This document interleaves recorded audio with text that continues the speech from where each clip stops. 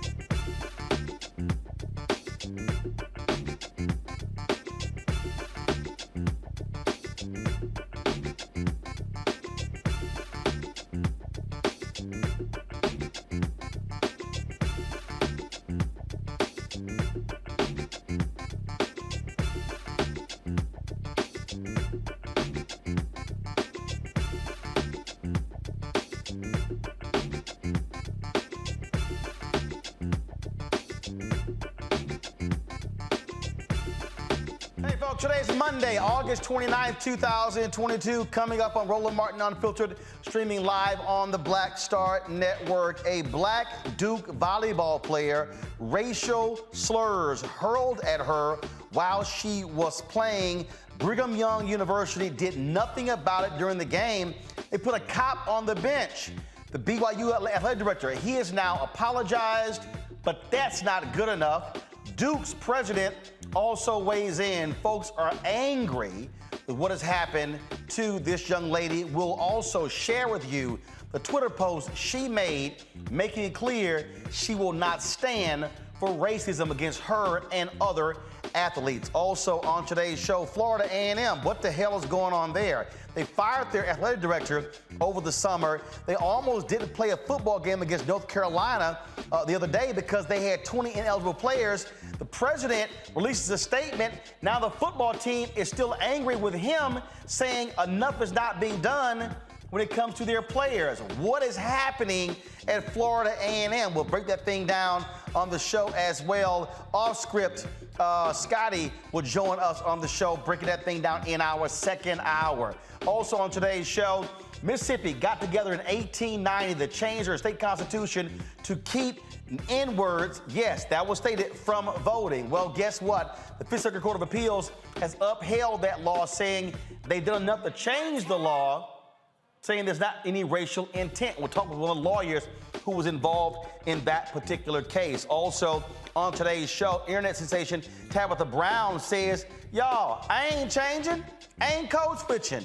And don't sit there and think I'm gonna change my blackness for y'all. When you see that video that has some folk not too particularly happy with her and her new show on the Food Network. Also, September is Sickle Cell Awareness Month. We'll be talking to the senior advisor of Black Women's Health Imperative about Pfizer's $5.4 billion investment in one of the most promising drugs to treat the disease. Folks, that and more. And of course, we're going to talk about all these MAGA Republicans all pissed off because Joe Biden called them fascists. Guess what?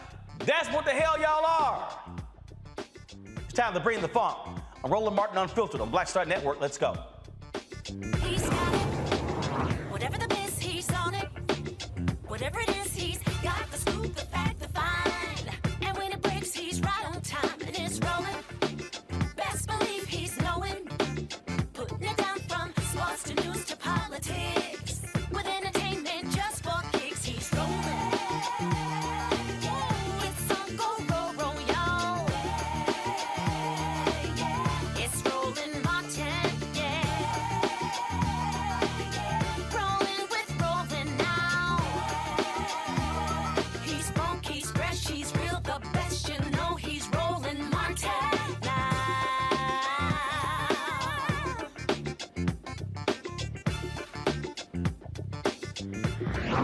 Martin. All right, folks. Mississippi used to elect a number of African Americans statewide to Congress, United States Senate. If the white racists were like, oh, hell no. So in 1890, they had a state constitutional convention to change their convention. Literally, they said, this is to keep these niggas from voting. Point blank. That was the racist intent of the meeting. One black person was there, Isaiah T. Montgomery. That fool voted to keep black folks from voting. That's why whenever we have a Republican or somebody black who screws over black people, I call them a modern day Isaiah T. Montgomery. Well, Mississippi over the years, since 1890, has never elected an African American statewide, all dating back to this convention. Well, there was a lawsuit that said this disenfranchised black voters. Fifth Circuit Court of Appeals, they ruled that, oh no, Mississippi, they've changed the law enough where there's no longer a racist intent. Really? We're going to walk through exactly what this law is and how they use the legal system, the penal system, to penalize black folks. Robert McDuff is an attorney for the Mississippi Center for Justice. He joins us from Jackson, Mississippi. Robert, glad to have you on the show. First and foremost, again, people who don't quite understand how significant this change was, just let folks know again what life was like, what political life was like for black people in the state with the most African Americans out of all states in America. Oh yeah, and thanks, Roland, for having me on and for shining a light on this case. It was after the Civil War and during the period of Reconstruction, as you pointed out, black people voted for the first time, and they elected a number of black officials, including, as you said, members of Congress, U.S. senators. And in 1890, Mississippi was the first of many southern states to convene in a convention to change the Constitution to take the vote away from those black people who had attained it in the wake of the Civil War. And it wasn't, they didn't hide it. They were very deliberate. It was out front, and they specifically said that's why they were doing it. And they adopted a number of provisions to do this. They had so-called literacy tests, so-called understanding clauses, the poll tax, and in addition, this particular law, which we challenge, which disenfranchised people permanently if they were convicted of a number of crimes, specific list of crimes that the framers believed were disproportionately committed by black people, so-called black crimes. The crime, murder and rape weren't in there. Aggravated assault wasn't in there. But it was a bizarre list of crimes that they believed were committed by black people. It was one of the many tools they were trying to use to take the vote away. And again, black people were elected in Mississippi. Then all of a sudden, 1890, and ever since then, since 1890, not one black person has been elected statewide in Mississippi. That's right. It's high, as you said, it has the highest percentage of black people of any of the 50 states, yet no one has been elected to statewide office, not to governor, not to U.S. Senate, not to not to lieutenant governor, not to attorney general. It's a real shameful history. And, you know, the literacy taxes, the literacy tests and the poll taxes finally were eliminated with the Voting Rights Act of 1965 and with constitutional decisions from the federal courts. But this particular felon disfranchisement law is still on the books, and we decided it was time for it to go. We filed our challenge, but unfortunately, as you pointed out last week, the full U.S. Court of Appeals for the Fifth Circuit voted 10-7 to uphold the law despite its racist origins and despite the disproportionate impact it's having on black people in Mississippi. But you had one of those black federal judges who lit into the 10 for the reasoning. That's right. It's Fifth Circuit Judge James Graves, who's a native of Mississippi, a native of Jackson, Mississippi, and he, as he pointed out, they upheld it despite its racist origins, and they did so by saying, oh, well, it was amended in 1950 to remove one of the list of crimes, burglary. It was amended in 1968 to add rape and murder, and we're not challenging those two, but the original list is still in there. And, you know, it wasn't exactly like 1950 and 1968 were times of heightened racial awareness in Mississippi. There were, the legislator was trying to keep black people down, trying to either keep them from voting or minimize the vote that had been attained in the Voting Rights Act of 1965 when they amended this law in 1968. So the notion that somehow that cleansed the tank from 1890 is just absurd, and Judge Graves pointed that out in his very vigorous dissenting opinion. Now, this was not a part of the lawsuit, but again, because I've studied this issue, Mississippi also has this other distinction in there in terms of how you have to win each congressional district. So they put so many barriers into their constitution to ensure somebody black cannot be elected. Right. Oh yeah, it's absurd. And we actually were able to get rid of one of the provisions of the 1890 Constitution, which said you have to win the majority of the state House of Representative elections, representative districts, to be elected to statewide office. That is now gone. But this felon disfranchisement provision is still there, and it's a shameful legacy. You know, most of the states have abandoned permanent felon disfranchisement. There's only a handful that still do it. But Mississippi, unfortunately, is fighting the tide of change, and they're holding on to this racist provision from 1890. Yeah, and this is the whole thing here. I mean, the fact of the matter is, this is a state that still is operating as if Jefferson Davis is the permanent governor of Mississippi.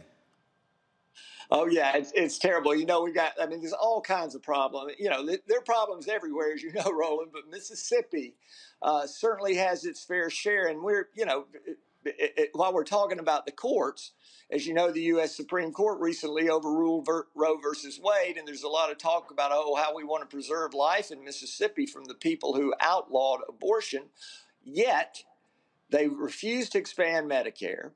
They refused to expand Medicaid for women in the first year of pregnancy. It's just all kinds of things that are going on there that really do not reflect well on the state and remind us of the sordid history of the past. So Fifth Circuit ruled 10-7. What's next? Are y'all going to appeal it to the Supreme Court? Yeah, we're going to take it to the U.S. Supreme Court. Of course, that's not necessarily a good place to go, but it's the only option we have left, and we are hoping that at the very least, at least a majority of that court, and it may not be easy to find a majority that's willing to do the right thing, but we are certainly going to put it up there and challenge them to come in and tackle this vestige of racial discrimination from the post-Reconstruction era. It is a law that should not stand. It was steeped in racism. It has a racially discriminatory impact, and it's really time for the federal judiciary to dismantle this remaining vestige of racism from 1890. This is so the point you just made, Fifth Circuit Court of Appeals and U.S. Supreme Court. So for all of these people, all of these white progressives, all of these black folks, all these Latinos and Asians, people who act as if, oh, I can see elections out, the person who wins the presidency gets to appoint federal judges. The Senate, who controls the Senate? They confirm the federal judges. And so if you had more Biden-appointed federal judges that control the Fifth Circuit, it's a good bet the 10-7 ruling would be reversed in your favor. And if you had a Supreme Court that was far more moderate or more progressive, then you would see a lot of these racist laws being changed. Well, that's right, Roland. And, you know, the reason we have the Supreme Court that we have is because of this unusual circumstance of Donald Trump, with only 4 years of presidency, one term, got 3 appointments to the Supreme Court. That's unheard of. But it was the result of the hypocrisy of Mitch McConnell and the Senate Republicans by refusing to let President Obama appoint a nominee and refusing to give him a hearing and a vote at the end of his term because they said, oh, well, a new election's coming up. Then when the same thing happened at the end of President Trump's term and the Democrats were saying, do not fill Justice Ginsburg's seat, let's wait until after the election, the Republicans said no. They just did a complete about-face and confirmed Justice Barrett. And so now we have this stacked Supreme Court that is heavily tilted to the right. And, you know, it's unfortunate. They're undoing so many precedents. And we're still going to take a shot. I mean, it's worth taking it up there and seeing if we can persuade them to do the right thing in this particular case, because it's clear this remaining vestige of the 1890 Constitution needs to be stripped away. Indeed. Robert McDuff, we certainly appreciate it. Keep fighting the good fight. These laws must all be challenged. And for those people who say, well, hey, we're way past Jim Crow, that's all in the past, this is a perfect example how Jim Crow laws are still impacting black people today in 2022. That's right. Thank you for shining the light on this, Roland. I appreciate it. Thanks a lot. Let's bring my panel, Dr. Julian Malveaux, Dean of the College of Ethnic Studies, California State University, Los Angeles, Dr. Amakongo Dibinga, Professorial Lecturer, School of International Service, American University, Renita Shannon, a Georgia State Representative. Glad to have all 3 of you here. Representative Shannon, I want to start with you. Again, we can go through many of these states and we can show Jim Crow laws that still impact folks today, especially when it comes to voting. You had these white racists who used the legal system, who used the prisons, who used jails to specifically disenfranchise, arresting black people on trumped-up charges on BS, throwing them in jail, and how these laws, and people have accepted these laws as no big deal today without admitting their racist intent. No, you're absolutely right. Jim Crow is in full effect, not only in Mississippi, but in a lot of southern states where we have a overrepresentation of black people in the states. As the attorney was talking, I was thinking about how Georgia was doing, and Georgia has not done much better because we've only ever elected 2 black people statewide in Georgia's history. So CEO Thurman, who's current mayor of DeKalb County, we call him CEO, and then Senator Warnock. That's our second statewide. I mean, I personally think that felony disenfranchisement, whether it be temporary, as most states do, or whether it be permanent, all of it needs to be done away with. Because really, I can tell you this as a lawmaker, the reason that people go to jail is really all down to the opinion of the laws that are made. And so when you look back at certain things like, you know, decades ago, lawmakers would have agreed in unison that marijuana would be a reason to put somebody in jail for a really, really long time. The laws change and people's opinions change. So I personally think that people should always retain their right to vote unless they've literally been convicted of treason. You know, the thing here, Julian, is when we look at, again, the history, how we are still being impacted. I think about Virginia. When they took the right to vote of those who were in prison. I mean, it was a state official who said way back in the early 1900s, this is to keep the darkies from voting. and every governor kept it. And it was Governor Terry McAuliffe who tried to do an en masse, if you will, give them the right to vote. But they said, no, Governor, you have to sign each individual application. He said, fine. They signed each individual application. And that was a Jim Crow law that was still keeping folks from voting into the 21st century. Jim Crow laws were extraordinarily effective, and we have to remember these laws were passed not only to keep us from the ballot box, but also to constrain our economic rights. These laws, when people go to prison, vagrancy laws, you could be forced to, we're imprisoned, which means you were working for free for some white person because you didn't have any place to live. So poverty became a crime. Ownership became a crime. There are several cases we look through where economic envy caused somebody to be lynched. There's a case, the Ida B. Wells case, where a black man opened a grocery store to compete with a white man, got lynched. There's another case where a brother had what they said 400 acres of good cotton land in Georgia, good cotton land. A white woman described him to the newspaper as an arrogant Negro, but rich. He went to sell his cotton seed, and a white man got more money than a store owner was going to offer him. He said he would rather put his cotton seed in the Dam River, term he used, Dam River, than to sell it at a discount. He was lynched because he was arrested because he used the word damn. Cursing at a white person was against the law. And when they said, okay, your bail is $15, this brother had so much money, he just reached in his pocket and said, here. But he never made it home because they lynched him and let his body hang, for a long time. So these Jim Crow laws were meant to continue enslavement by any means necessary. And so for these people in Mississippi to have the nerve to say this law passed, in the 19th century, nothing is wrong with the law because they fixed it a little bit.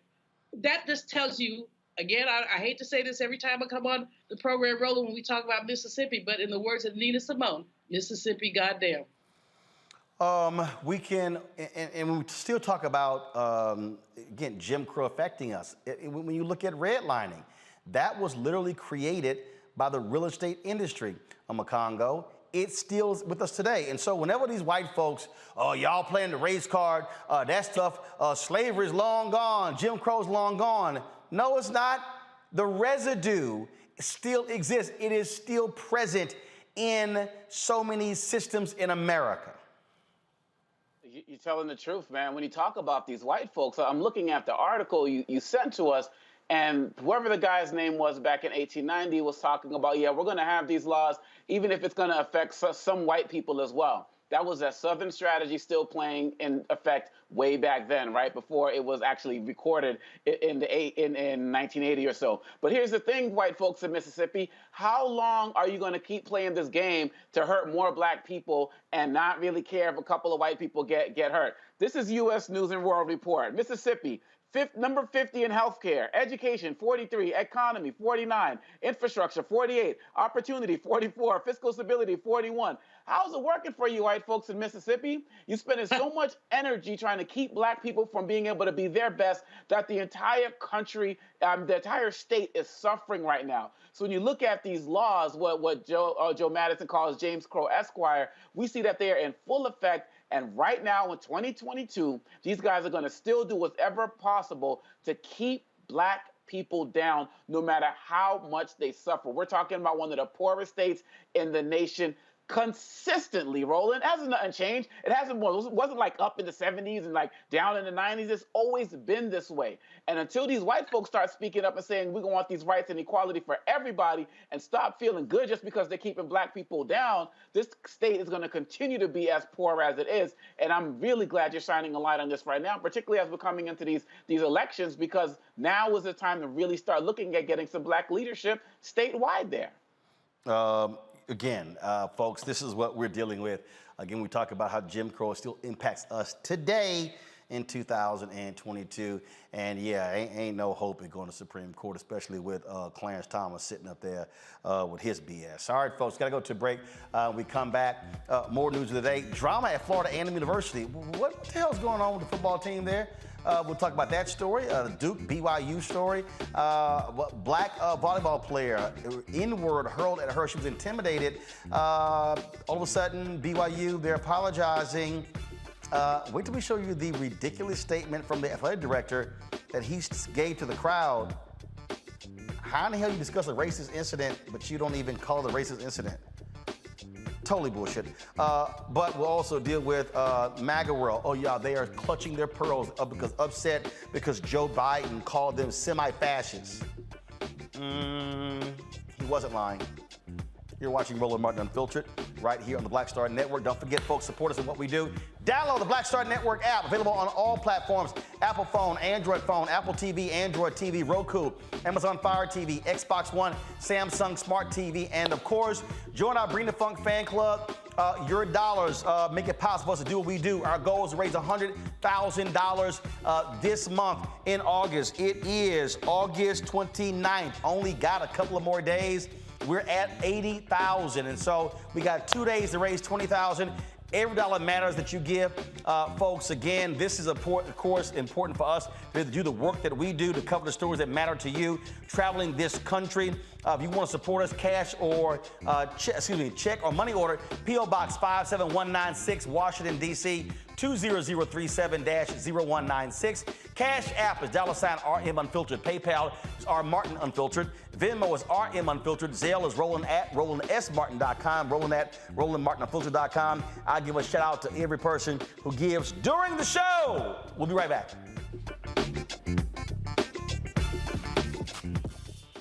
When we invest in ourselves, our glow, our vision, our vibe, we all shine. Together, we are black beyond measure. Hatred on the streets, a horrific scene, a white nationalist rally that descended into deadly violence. White people are losing their damn minds. As an angry pro-Trump mob storms the U.S. Capitol, we've seen shots. We're about to see the rise of what I call white minority resistance.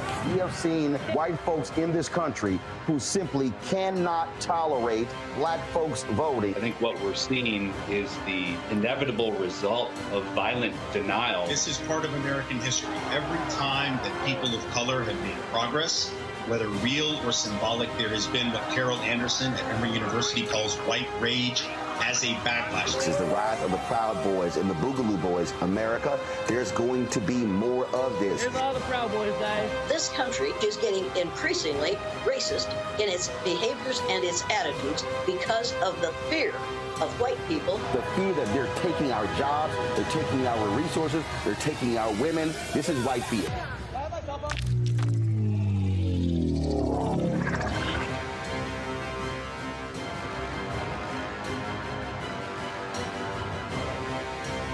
When we invest in ourselves, we all shine. Together, we are black beyond measure. On a next A Balanced Life with me, Dr. Jackie, our kids are going back to school. After 2 years of disruption, thanks to COVID, are we ready? How to help them to prepare, and what are the warning signs that our children are showing us? Social, emotional, physical. All of these stressors and anxieties will be impacting our children. They'll be facing new challenges, anxieties, and emotions, and the adults in their lives need to figure out how to pull themselves together so that our kids will be able to do the same. Adults need to be paying closer attention now more so than ever. This generation who feels like they're unguided, we need to provide that guidance. That's next on A Balanced Life with me, Dr. Jackie, here at Black Star Network.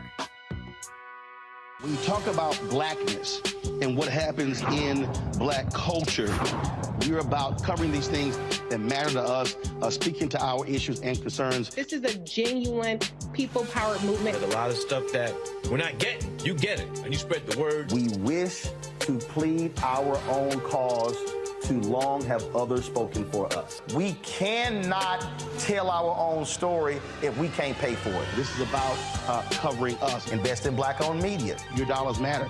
We don't have to keep asking them to cover our stuff. So please support us in what we do, folks. We want to hit 2,000 people, $50 this month, raise $100,000. We're behind 100,000, so we want to hit that. Y'all money makes this possible. Checks and money orders go to P.O. Box 57196, Washington, D.C. 20037-0196. The Cash App is $RM Unfiltered. PayPal is R Martin Unfiltered. Venmo is RM Unfiltered. Zelle is Roland at RolandSMartin.com. My name is Charlie Wilson. Hi, I'm Sally Richardson Whitfield. And I'm Dodger Whitfield. Hey everybody, this is your man Fred Hammond, and you're watching Roland Martin, my man, Unfiltered.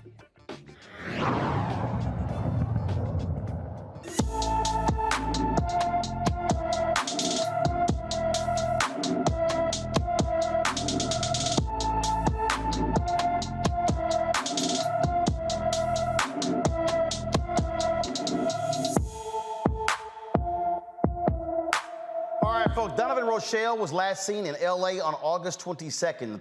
The 30-year-old is 5 feet 10 inches tall, weighs about 170 pounds, with black hair and brown eyes. Donovan was last seen wearing gray sweatpants, a blue Balenciaga hoodie, designer tennis shoes, and a head wrap covering his long dreadlocks. He has tattoos all over both of his arms and chest.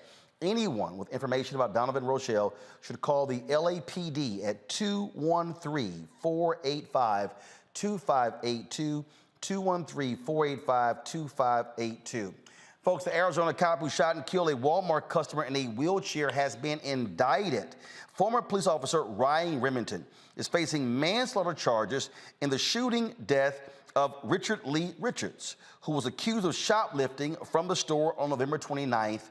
Now, Remington was fired from the Tucson Police Department earlier this year. His arraignment is scheduled for sometime this week. You know, I remember that video. I remember that video, Congo, and we showed it, and it was the most illogical thing in the world, where they claimed the guy was brandishing a knife. It was a dude in a wheelchair, and this officer just came out guns blazing. This is why these cops have got to be prosecuted. For folks who don't remember, and it could be triggering to some people, so just please, we're gonna warn you right now. Folks, when y'all see the video, to me, this was a no-brainer. I'm trying to understand what the hell took so damn long. And so if you want to turn away right now. But this is what happened, y'all, in November. This was just crazy.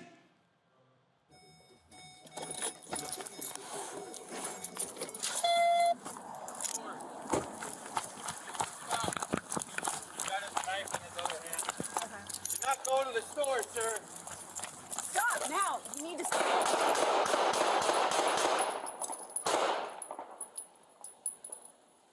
Bravo 1-8, shots fired.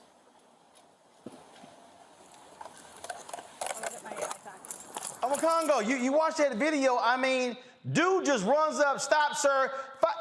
A dude in a wheelchair. Doesn't see his face, doesn't negate 9 times. 9 times in the back and his side. Didn't have an AR-15, and none of that. You roll up behind a man in a wheelchair with a knife, and you can't subdue him. This is why you talked about this, Roland. You talked about this taking so long, but this is also why we need to make sure we get these midterm elections in so we can get this George Floyd Police Reform Act. Guys like this should never be on the force. People need to be looking into their backgrounds. We got guys who are racist coming up in these areas in the police force, these neo-Nazis, and these guys who just don't give a damn about human life overall. This man was slaughtered. How do you not have enough training to be able to take care of a man with a knife in a wheelchair whose back is turned to you and there are 2 of you? In no way, shape, or form, and nowhere in America should this be tolerated. And for people who are not as upset about this as we are, and you're saying this is back in November, then you don't have the humanity enough to be able to understand what we're going through as a society. This man was slaughtered going into a store. This was cowardly. These guys, many of these guys, they are not officers. They are bullies. Maybe they were bullied in high school and they wanted to get out there and bully other people. And a lot of them are just flat out racist and don't care about us.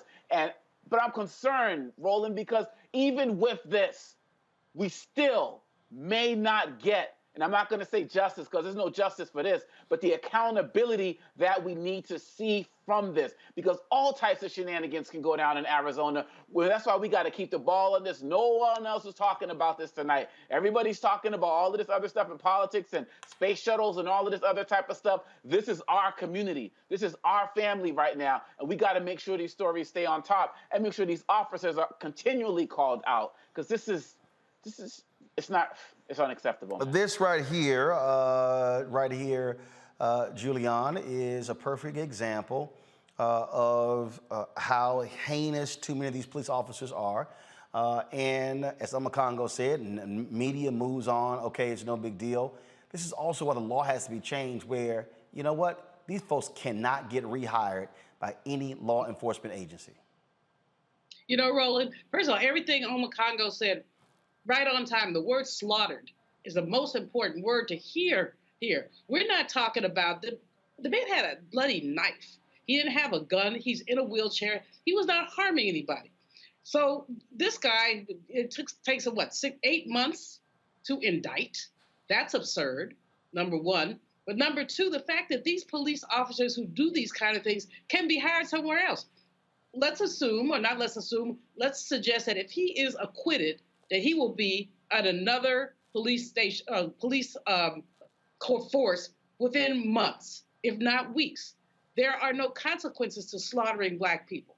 We just talked about the Mississippi law going back to 1890. We've gone back to 1890, I don't know how many other ways. But this thing, I mean, it was very hard to watch, Roland, as you know. I mean, it was just very hard to watch, just bang, bang, bang, bang, bang, bang, bang. And there's no excuse for it. There are three things that really come to mind here. Number one, as you said, there has to be a national police registry. Anyone who has ever been involved in law enforcement needs to be registered. And if they do something wrong, strike a child, kill an old man, they should never work in law enforcement again. Number one. Number two, how are these people being trained? Is there training for them? Or did you just go find a wretched of the earth and give them a badge and a uniform and a gun? How are they being trained? We've talked about this, well, in many contexts. Police training is extraordinarily critical. And the third thing that we have to do is to look at the racial composition of these police forces and talk about who is on these forces, how did they get there? And then lastly, because I said three, but cops who watch cops kill folks are just as bad as the one who killed them. Look, this thin blue line means you don't tell it. Anybody who was with that man when he shot that man 9 times, they need to go to jail with him, period. Absolutely. And Representative Shannon, look, we just saw what happened in Georgia with Rayshard Brooks, the cops in that case. We saw what happened, the cops who snatched those 2 Morehouse and Spelman students out of their cars when they got fired. Oh, they gave them their jobs back. Too often what happens is these cops all across America, they know, white or black, don't matter. They know they can act a fool, shoot and kill folks, and 9 out of 10 times, 9.8, 9.9 out of 10 times, they can get away with it.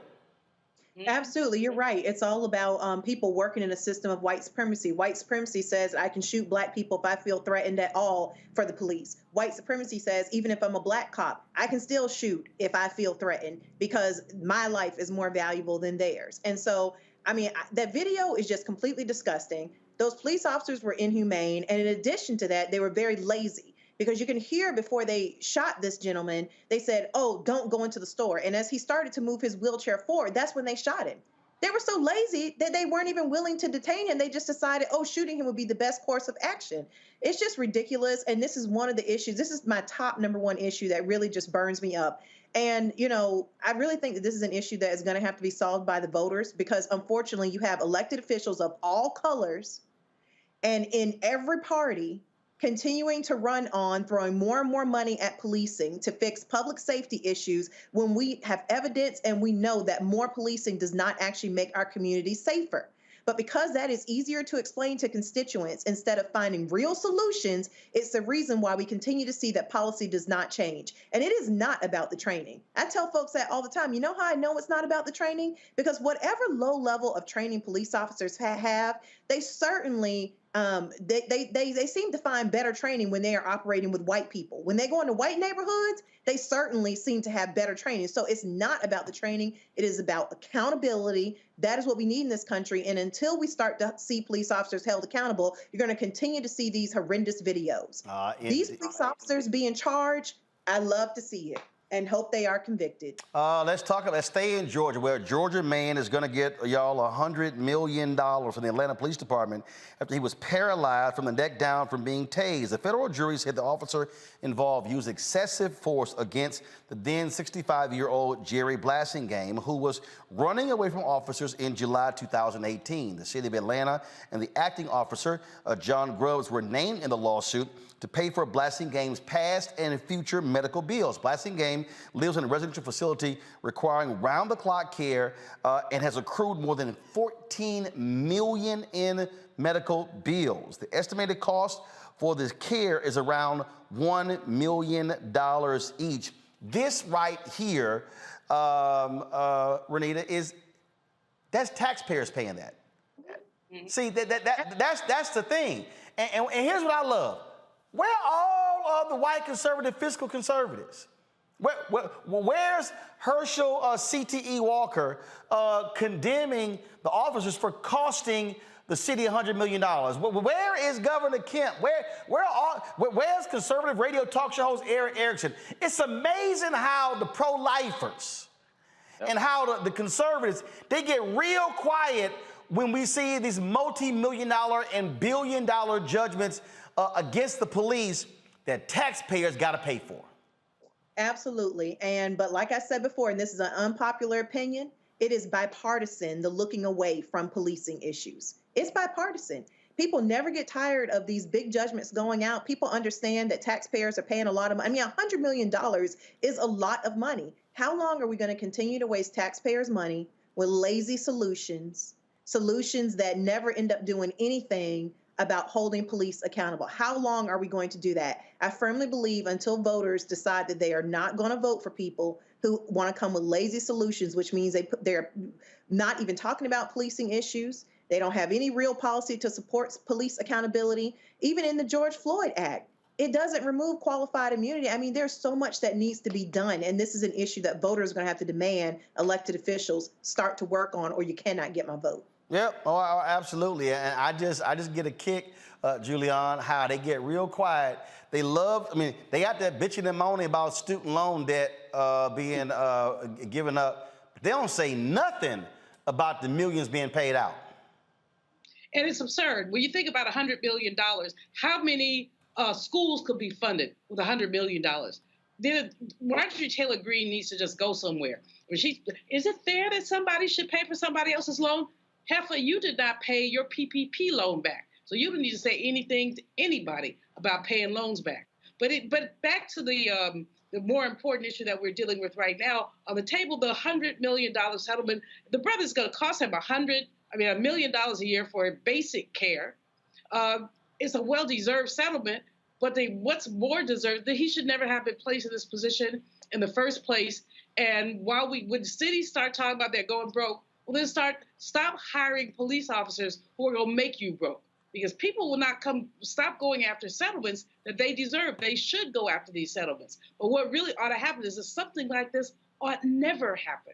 Ought never happen. The family of that brother who they killed in a wheelchair, I hope they go after those Arizona folks for all the money they have and then some. And maybe when cities and states start going broke, they'll look again, because otherwise these so-called legislators, it's not coming out of their pocket, and so they don't care. Makongo, again, this is where they got to get called out. They love talking about back the blue, how you don't support cops. Yep.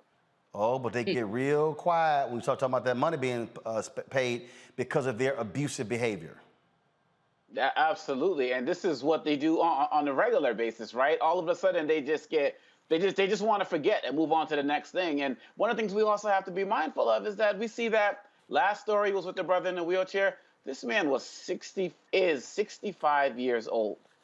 So when we talk about training and the lack thereof, again, another incident of disregard for our community. And for you Lindsey Grahamses of the world and all of you guys who you're talking about, Roland, how hard is it to say that these officers who we claim to respect need to treat people in our community with dignity, to treat them with the same type of respect? How hard is it to say that? And of course, it's going to be even harder to say because they're costing us millions and millions of dollars. But we're talking about just a call to human decency. Can we come together and say that you shouldn't slaughter a brother in a wheelchair? You shouldn't tase a man who's just asking for money on the streets, who's 65 years old and posing no threat to you? Can we come together in that sense of common decency? Even if you got all of your political values, these guys can't do it because I'm not even going to say they're cowards. They just don't care about us.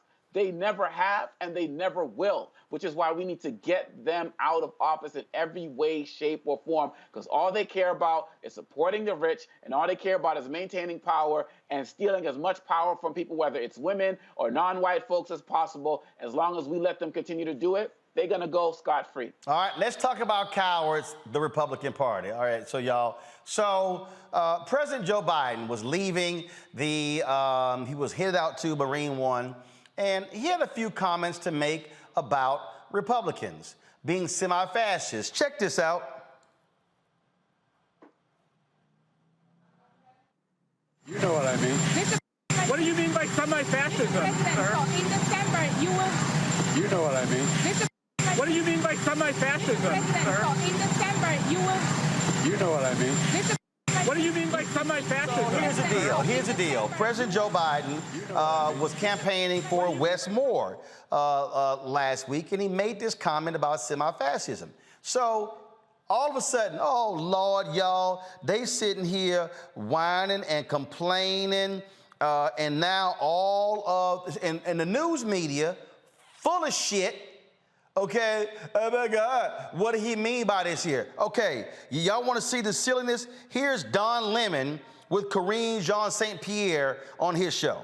Let's start with what the president said at a fundraiser tonight, just before his rally. The president likened what he called extreme MAGA philosophy to semi-fascism. What exactly is semi-fascism, Karine? So let me just first say this tonight, what you heard from this president, Don. And again, thank you for having me, because this is really important.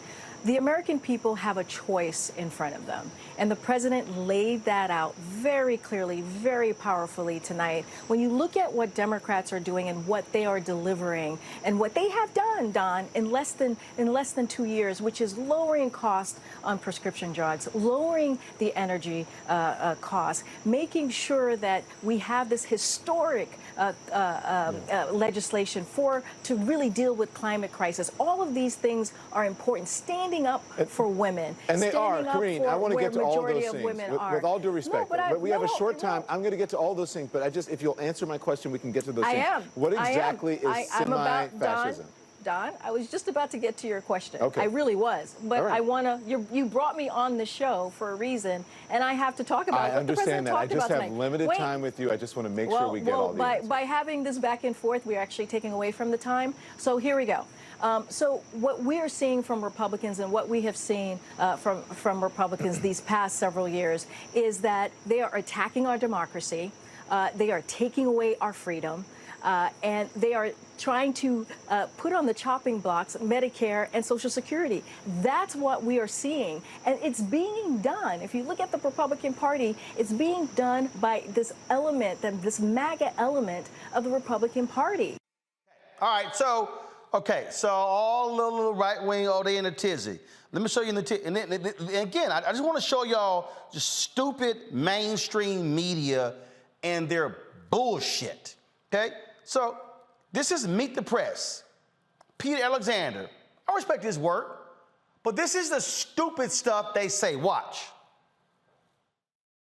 This when he, as you described, used the word semi-fascism to describe the MAGA philosophy this week. Let's go back to March when he was in Poland. He said of Vladimir Putin that he couldn't stay in power, and that became controversial. The White House, backpedaled on that and walked that back. There's no backpedaling on this. It's clear that there's a more aggressive strategy. We talked about the way that they were handling the debate over student loans. Do you think he actually soft-pedaled it? Do you think someone said you should say fascism, and he said, I'm going to say semi-fascism? When I spoke to Age, this wasn't a teleprompter speech. This is what he's been thinking. They say he said it out loud. This was done not on camera. But it fires up Democrats. It juices up the base because they want to see him be more aggressive on that. But it also does, it does become problematic because, this is a guy who said he wanted to be a unifier. Here's my... Chuck, what's interesting about this when he, as you described... So the media goes for, the guy said he's going to be a unifier. So in their mind, you can't speak truth when you say what's right because, but you said you were going to be a unifier. Yeah. And then, of course, you got Pamela Brown, on CNN. Watch this. The president calling millions of Americans semi-fascist. Listen, he's got to express and be honest about what he feels in his heart and his soul. And I think that's probably exactly what he did. What do you think about the president? You see again, now, and I hope y'all see how they playing this. Here's the president calling millions of Americans. This is the same bullshit they pulled with Hillary Clinton when she said deplorables. They are, okay? But again, this is how they get, so mad, so upset, okay? Here's Republican strategist Alice Stewart whining on CNN. To say how insulting it is that the President of the United States calls half of this country fascist. That is unacceptable. And the fact that more Democrats are not denouncing it is really disturbing to me. I'm old enough to remember when he was sworn in and took the oath of office. God, more Democrats. Why aren't y'all denouncing this? You mean a lot of Republicans didn't say shit about the FBI, the attack on the FBI office in Cincinnati after the raid after the served the warrant at Mar-a-Lago? That Alice, I'm sorry. Are we now clutching pearls? Are we now so upset? See, this is the rally that took place in Maryland that just set off these nutcases on the right. Watch. Conservative Republicans. I don't respect these MAGA Republicans. The president comparing Republicans who embrace Donald Trump's Make America Great Again philosophy to, quote, semi-fascism. When it comes to the extreme, ultra wing of Republicans, they are attacking democracy. He called it what it is. That's what he did. I respect conservative Republicans. I don't respect these MAGA Republicans. The president comparing Republicans who embrace Donald Trump. They all upset. They all mad. Oh, my God. This ain't right. How dare you? And see, you can always tell when they really start clutching their pearls. Is when they get forced into really having to answer this. Let me find this clip, y'all, because this really was the funniest thing I saw. If y'all want to see how stupid these people are, and I want to show y'all how Fox plays the game. So the Chiron's going to say, DNC refuses to condemn Biden's fascism remarks. Listen to this idiot who's on Fox. Listen to what this fool actually said, y'all, talking to the chief liar for Donald Trump, Kayleigh McEnany. Listen. Has been consistent. He's always had this underlying part of his personality that is basically just a jerk. He fights with people. He yells at them. We remember how he said that Republicans wanted to keep black people in chains when Mitt Romney was running for office. And the more that he experiences some of his own decline with his mental faculties, the more that just jerkiness comes out. This is more hateful than the worst thing that Donald Trump ever said. And it's being said about tens of millions of Republicans. He's trying to walk it back and say that it's only about Trump supporters. That's just another word for saying Republicans. Republicans support their previous presidents, including the most recent president, and this is just incredibly dangerous rhetoric that nobody who purports to lead a country should be saying against half the country. I think you're totally right about that consistent message of hatred. We saw it with, if you're not vaccinated, you will pay the unvaccinated to have a right to be angry at the vaccinated or vice versa. I agree with him in part that Joe Biden has been. Oh my God, This is worse than anything Donald Trump ever said. You mean grab women by the vagina? And you're a woman? Huh, okay. What else here? See, here's what I want y'all to understand about how mainstream media does this thing. And I'm talking about CNN, NBC, MSNBC, and we know what Fox News is gonna do. Well, first of all, what Don Lemon, Karine, what did the president mean by semi-fascism? So instead of the news media, doing their job and actually reporting on that, no, they played a little game. What did you mean by that? Okay, y'all, fascism. This is the Merriam-Webster definition of fascism. A political philosophy, movement, or regime, such as that of the fascists, that exalts nation and often race above the individual, and that stands for a centralized autocratic government headed by a dictatorial leader, severe economic and social regimentation, and forcible suppression of opposition.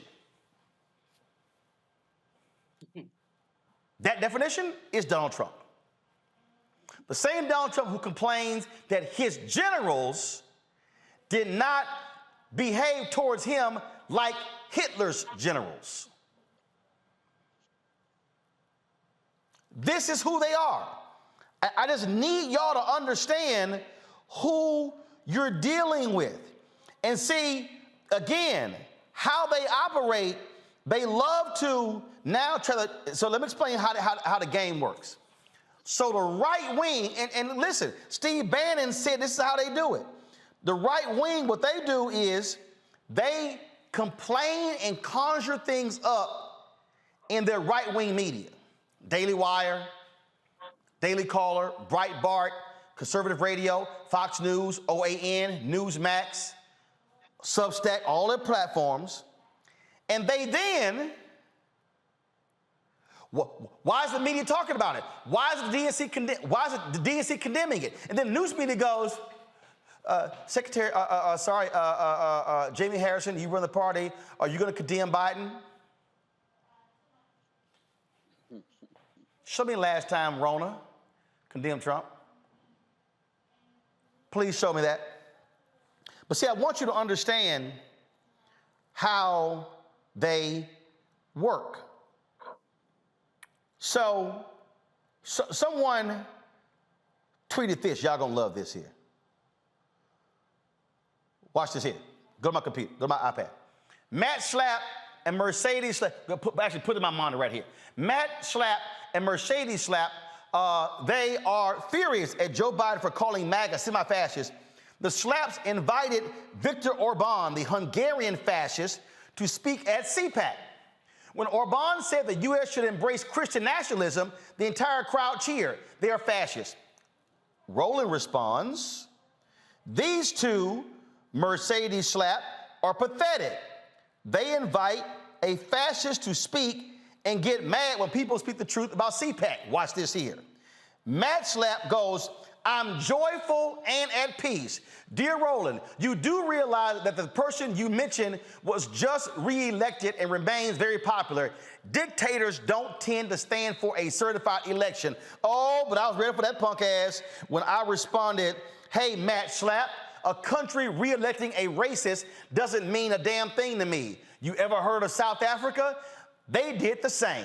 Would you have been happy to invite their leaders to CPAC? I bet you would. The thing here, Julian, is that they're mad because Biden called them for what they are. And what you are seeing in Arizona, in Texas, in Georgia, in Mississippi, in Alabama, in all of these states are these semi-fascists running behind Donald Trump, MAGA, still wanting to overturn the election. They are threatening cops. You got Lindsey Graham saying there's going to be riots if you indict Donald Trump. Oh, I'm sorry, the same man who was a JAG in the military. I thought y'all about the rule of law. That's who they are, and it's about time that Democrats stop playing footsie with these people. This is precisely why my book is White Fear. Fascist. That's what they are. How the Browning of America is making white folks lose their minds. That's what we're dealing with, and somebody has to be willing to say it and not back down. Julian? You're absolutely right, Roland. I mean, John Sununu went on TV yesterday talking about the president owes all Republicans an apology. Joe Biden did not say all Republicans were fascists. He said the MAGA Republicans were fascists.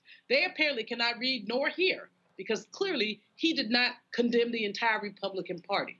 But the fact is that those MAGA Republicans are fascists. You showed us the definition.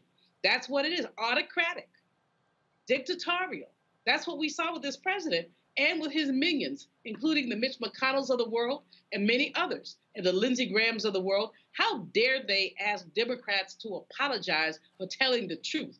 But see, these are the people who don't like critical race theory, don't like ethnic studies, don't like truth. That at the bottom, they don't like truth. They can't stand the truth because the truth would say this man, that the orange orangutan and his minions are fascists. And even more than that, to be demanding apologies, when has any Republican apologized for anything? When have they apologized for their racism?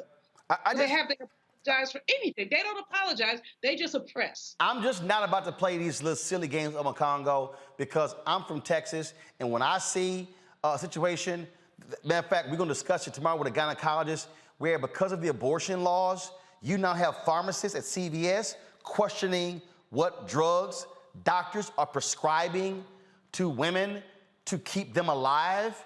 Oh, yeah, call it what it is.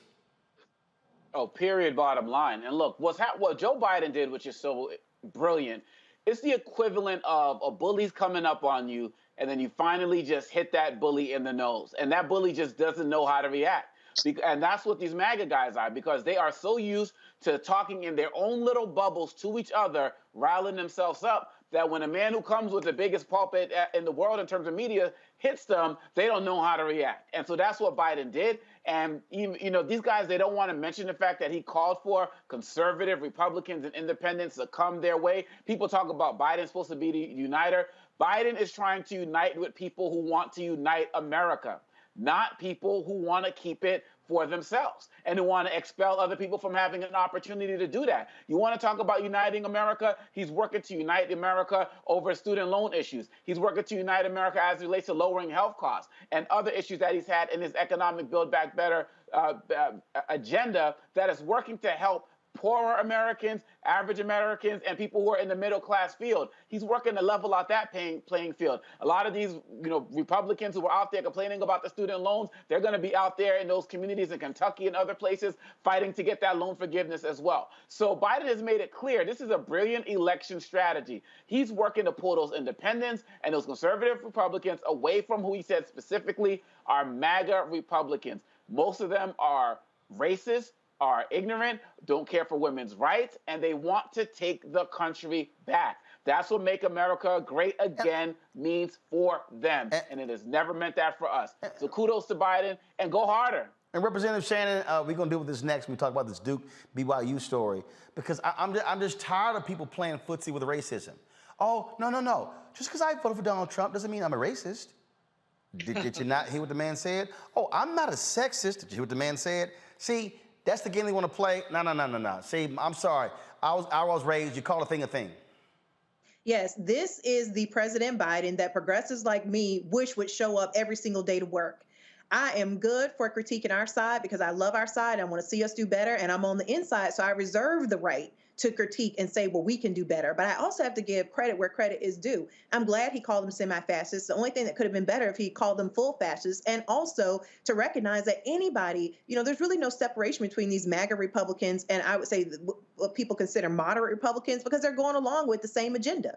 And so I like that he said this. I'm glad that he got those reporters last week who were challenging him, asking about people who were crying about student loan debt being forgiven. And he told them, look, I didn't hear all this crying. Rich people are getting tax credits. And some people didn't benefit from that. So this is the Joe Biden that we want to see. And the only reason that these Republicans are mad is because white supremacists want one thing, and that is to be able to advance white supremacy and still be accepted in polite company. And this week, President Biden is not allowing them to do that, and he is treating them like the pariahs that they are. So you don't want to be a part of a party that is mistaken for fascist? Then don't be a fascist and don't support it. Simple as that. Folks, got to go to a break. Here's the deal. When we come back, we're going to talk about racism that took place at Brigham Young University when Duke and BYU played the volleyball game over the weekend. And the AD of BYU came out and made a statement that, to me, I ain't satisfied. I'm not satisfied. Up next, we'll talk with the father of that black Duke volleyball player.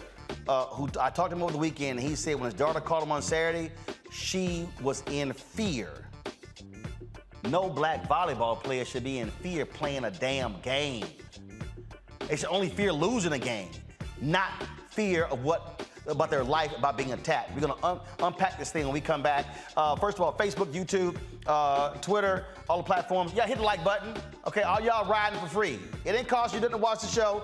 Hit the like button. We should easily be at 1,000 likes, all platforms. Also, support us in what we do. Download the Black Star Network app, available on all platforms: Apple phone, Android phone, Apple TV, Android TV, Roku, Amazon Fire TV, Xbox One, Samsung Smart TV. And your dollars will make it possible for us to do what we do. Look, we ain't got no millionaires, billionaires supporting us. They ain't sending us no checks. And so your checks, your donations matter. Trust me, it sustains us. We've already raised $80,000 this month with $20,000 away. 2 more days. We got to raise $100,000 a month through the end of the year to meet our goal. We're behind last year, and so your support matters. Checks and money orders go to P.O. Box 57196, Washington, D.C. 20037-0196. Cash App, $RM Unfiltered. PayPal is R Martin Unfiltered. Venmo is RM Unfiltered. Zelle is Roland at RolandSMartin.com. Roland at RolandMartinUnfiltered.com. We'll be right back.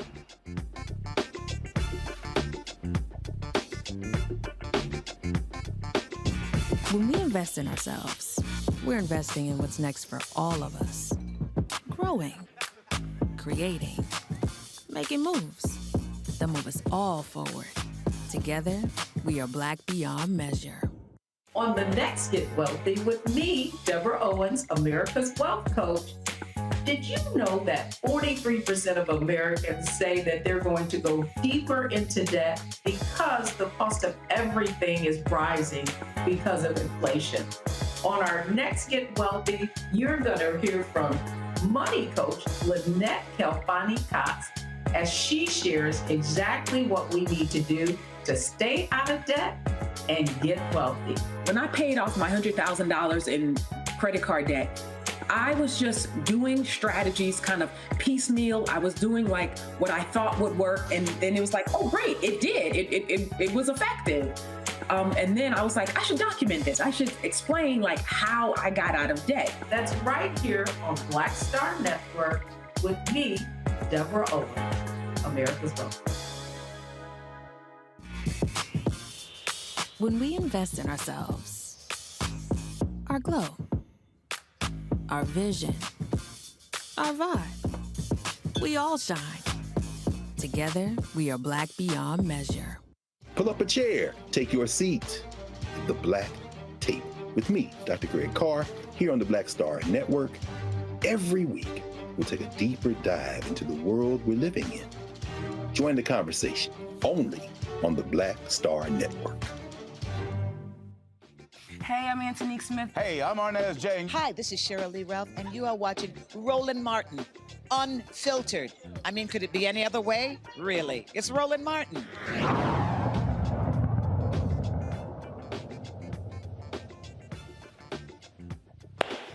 All right, folks, on Saturday, I was on vacation. I'm in the Bahamas, and then wife gets an email from a fraternity brother of mine, Daryl Thornton, telling me about something that happened to the daughter of another alpha man, Marvin Richardson. his daughter, Rachel Richardson, she plays volleyball at Duke University. She's the only black starter. Well, they had a game on Friday in Brigham Young University, and she was repeatedly was called the N-word during this game. She's trying to focus on playing. She's trying to play the game, but yelling the N-word. And then there's an individual there who also then essentially threatened her by saying, in terms of what may happen if you go to the team bus. I then talked to her father, Marvin Richardson. He's a top official with the Bureau of Alcohol, Tobacco, and Firearms on a Saturday. And so I went live from the Bahamas.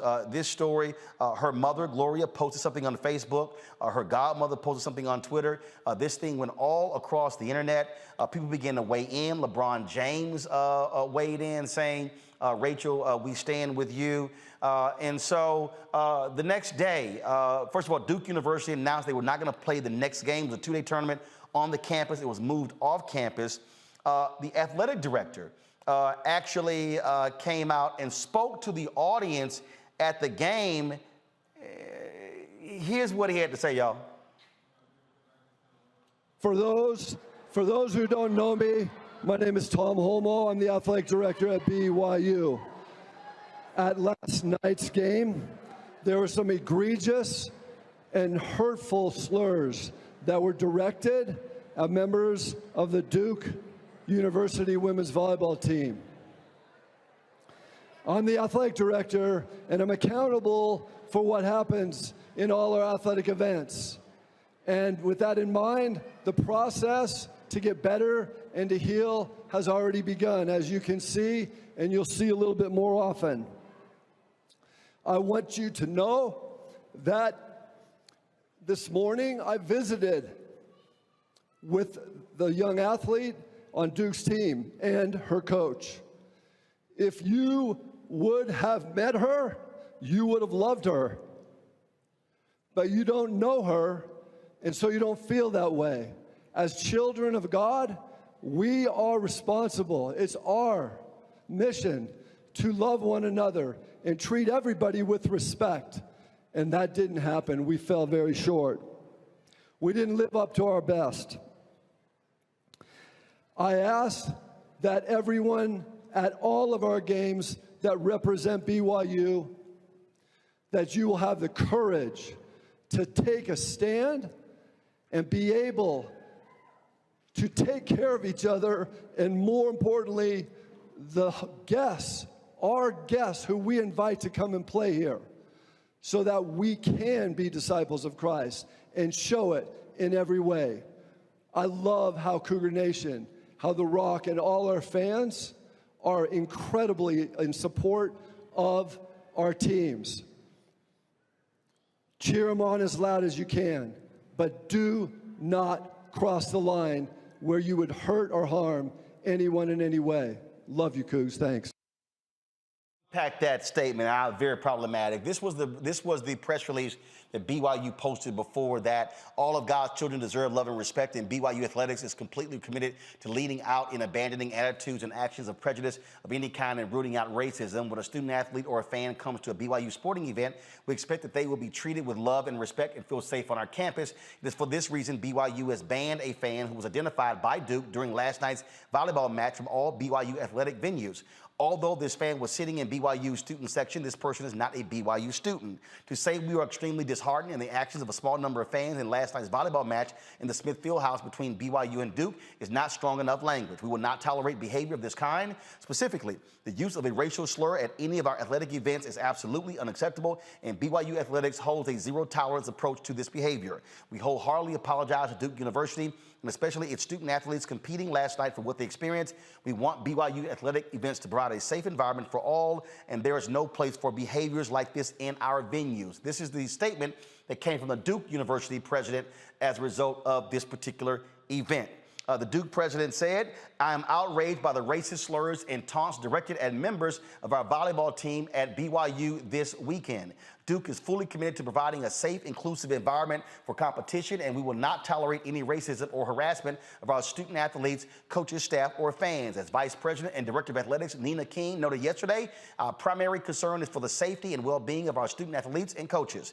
I have expressed to Coach Nagel and her team that they have Duke's and my full support, and we will be working with them in the days and weeks ahead to provide any assistance and resources they may need. I'm grateful for the leadership demonstrated by Duke volleyball's players, coaches, and staff, and I'm proud to call them members of our university community. And I call upon all of us here at Duke and in the wider sports community to continue our work toward inclusion and stand together against racism and all forms of hate. Vincent E. Price, president of Duke University. Now, Rachel Richardson is the player in question. She actually issued her own statement on Twitter, a very strong statement. I now want to show you that as well before I talk to her father, Marvin Richardson. This is what Rachel said in her own words that she posted yesterday on social media. She said, "Hello, my name is Rachel Richardson. I'm a sophomore on the Duke University women's volleyball team. Friday night in our match against Brigham Young University, my fellow African-American teammates and I were targeted and racially heckled throughout the entirety of the match. The slurs and comments grew into threats, which caused us to feel unsafe. Both the officials and BYU coaching staff were made aware of the incident during the game, but failed to take the necessary steps to stop the unacceptable behavior and create a safe environment. As a result, my teammates and I had to struggle just to get through the rest of the game instead of just being able to focus on our playing so that we could compete at the highest level possible. They also failed to adequately address the situation immediately following the game when it was brought to their attention again. No athlete, regardless of their race, should ever be subject to such hostile conditions. God has called each of us to be members of one body. While we may have our differences, they should never divide us." Romans 12:4-5.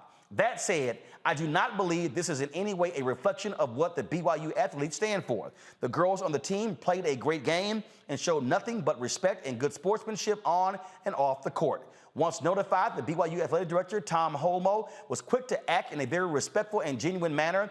He is at the forefront of ensuring that the BYU athletic staff and players undergo education and training to better handle and prevent the racist, ignorant, and asinine behaviors they were exhibited by their fans during the match. It is neither my nor Duke volleyball's goal to call BYU's athletics out, but rather to call them up.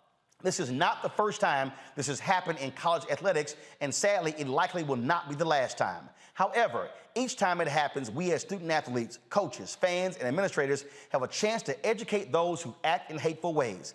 This is an opportunity to dig deep into the closed cultures which tolerate amoral racist acts, such as those exhibited Friday night, and change them for the better. It is not enough to indicate that you are not racist. Instead, you must demonstrate that you are anti-racist. My team and I were fortunate enough to go through a long talk, which is an educational series on the roots of racism and how to be an activist in not just dealing with racism, but preventing and ending it. This helped to equip us to deal with the situation in a mature manner rather than to react in a retaliatory manner. I want to express my gratitude to the Duke Athletics Administration for being quick to act on my team's behalf. Additionally, I'd like to thank my coaching staff and teammates for immediately dealing with the situation and to the best of their ability the minute they were made aware of it. Further, I would like to thank anyone who has reached out to make me aware that you stand with us. Finally, I understand some people would have liked more to happen in the moment, such as an immediate protest and refusal to play on. Although the heckling eventually took a mental toll on me, I refused to allow it to stop me from doing what I love to do and what I came to BYU to do, which was to play volleyball. I refused to allow those racist bigots to feel any degree of satisfaction from thinking that their comments had, quote, gotten to me. So I pushed through and finished the game.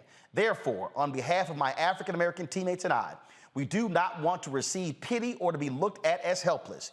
We do not feel as though we are victims of some tragic, unavoidable event. We are proud to be young African-American women. We are proud to be Duke student athletes. And we are proud to stand up against racism that is signed by Rachel Richardson. Joining me now is Marvin Richardson. He is the, let me know, because I know that was a confirmation hearing. Are you still the acting director of the Bureau of Alcohol, Tobacco, and Firearms, Marvin? No, I'm not. I have reverted to my position as Deputy Director and Chief Operating Officer. All right, so you're the number 2 at the ATF. I had the pleasure, of course, speaking to the ATF a couple of times, and I always appreciated being there. And, of course, you and I belong to the illustrious fraternity, Alpha Phi Alpha Fraternity Incorporated. So I'm glad to have you here. But before that's right. Before we get into it, I got to ask you, I mean, you got to be proud. We talked on Saturday. You said, my daughter's no shrinking violet. You got to be proud of that statement she put out right there in her own words. So, yeah, I really can't say enough, about the young woman that Rachel is. She's a leader in her own right. She stands up for what she believes in, and that's who she is. It was interesting. Like, I got this, text. Daryl Thornton, I think sent to my wife on Facebook. He said, "Hey, we're trying to reach Brother Martin, I'm there on vacation. I went to go play golf. I came back. You and I talked, and this theme began to grow and grow. And you said something to me that still stands out. You said, and I mentioned this when I went live. You said that first of all, that this man, he didn't just yell the N-word.